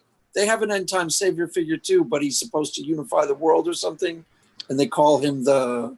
So in Caliphate? Islam, in Islam, it's interesting. Their Antichrist. Their Messiah is the Bible's. Yes, because the Bible has him as what's known as the idle shepherd, IDLE, shepherd, with one eye in Zechariah. I think it's chapter 11. Then you have these depictions that Paul uses in Thessalonians, and obviously in Revelation, where using Rome as the main image of, the temple, and then there's God seated in the temple, and all that, on it goes. Well, in Islam, you have their Messiah, where Allah, and this is in the Hadith, Allah authenticates his message because he's wounded in one eye. And so, and then God's like working with him. So Allah's working with him, in other words. And it's interesting, in the Quran, the Molech, the demon god in the Old Testament, he's a good angel that works for Allah in the Quran. He's Malik in the Quran. So I can go down the tangent. I mean, I recently had a discussion with an excellent. He's a Muslim. His name is Anam.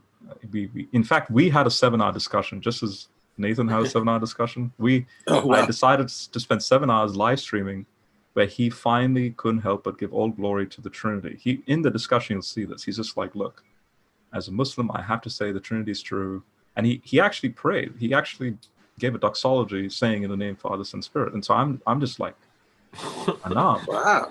What, like when, yeah. Rob. So, but then I have to but that discussion gave me the what do you call it? I guess you could say the experience of, we can go down those tangents of just being flippant and saying, see, Allah is Satan, and right.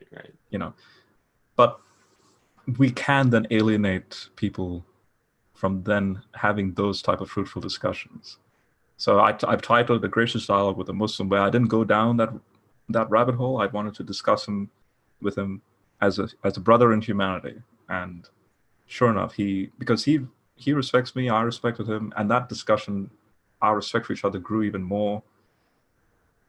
And so was it just like the both of you sort of going over the sort of various differences between Christian and Muslim theology? And he's just like, look, I've been following you and Sentinel for like 6 months now.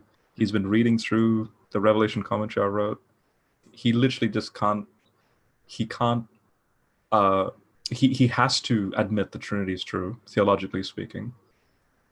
and he's now literally reforming his Muslim faith around that somehow. And so then the discussion is, you'll see me go through a PhD dissertation with him about how the Trinity in early Islam, there was a concept of two Allahs, not one Allah. So in early Islam, they had a binitarian sort of theology. It's just that then became lost in translation, so to speak. And wasn't Muhammad like originally a polytheist for trying to sort of like resolve the differences between the different religions? Yeah, you have. In fact, he later renounced that or something like that. In other words, just to be blunt, it's a Nestorian Christianity, a type of Gnostic Christianity, and basically when you read the Quran, it's just an amalgamation. It's like someone took scissors. Mm-hmm. Imagine going through all the Church Father material, all the Gnostic material, all the New Testament material, and then Second Temple material, chopping it all up, putting it into a grinder, and then see the result. And then the ultimate redactional process, like stripping everything away, because that book would be really big, right? So then stripping it all away, like haircut, that's the Quran. Yeah. All right, we should probably wrap up here. It's been 2.5 hours. I'm hungry.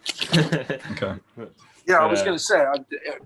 So thank you, Rob. You want to do a closing and tell us where we can find you, what you're up to, and what are the things that are on the plate for the future? Where can people read your Revelation commentary? Yeah, the link is there. It's like, so in all my videos, I have the Google Drive link. That's just a general, you request access and you can get into the Google Drive. And specifically, there's a folder called Robert Studies. That's where all my stuff is located. And under the Bible Studies category, you'll see Ephesians, Revelation, and Mark. And hint, treat it like Alice in Wonderland. There's a lot of stuff in there.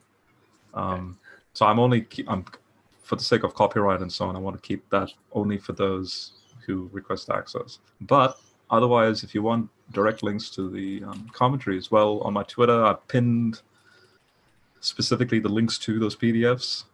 The Mark link, don't forget, because Mark is in process. So that link will be, depending on whenever I update it, it'll keep getting updated. So don't just download the PDF as a once-off thing, because that can become outdated. So maybe just bookmark those links. That's good. Will do. All right. Okay, so did you have anything else you want to add, Rob? Anything coming up on the Sentinel channel we should know about? There's a potential interview I'm doing with a teenager, I think, who, because of that video, Why I Remain a Christian, he tweeted saying in bold and capitals on Twitter, I've decided to remain a Christian. And then he linked why. He gave that link to the video. And I don't know who he is. And so he got in touch with me. He's like thanking me because he was on the fence going into atheism. And it'll be interesting because tomorrow, around the same time this started, but tomorrow, he wants me to interview him on Sentinel. So that's going to be happening tomorrow. Oh, that sounds cool. I'm just interested to see what I said that helped what him. He got. What you said that actually kept the seed in place and helped it grow. So, all right. And with that, we will wrap it up. You heard it here live. This is Rob from Sentinel Apologetics with a pretty thorough breakdown of a lot of different stuff, actually. A lot of ground we covered here, kids. So with that, we will wrap her up. The mass is ended. Go in peace. Amen. Amen. All right.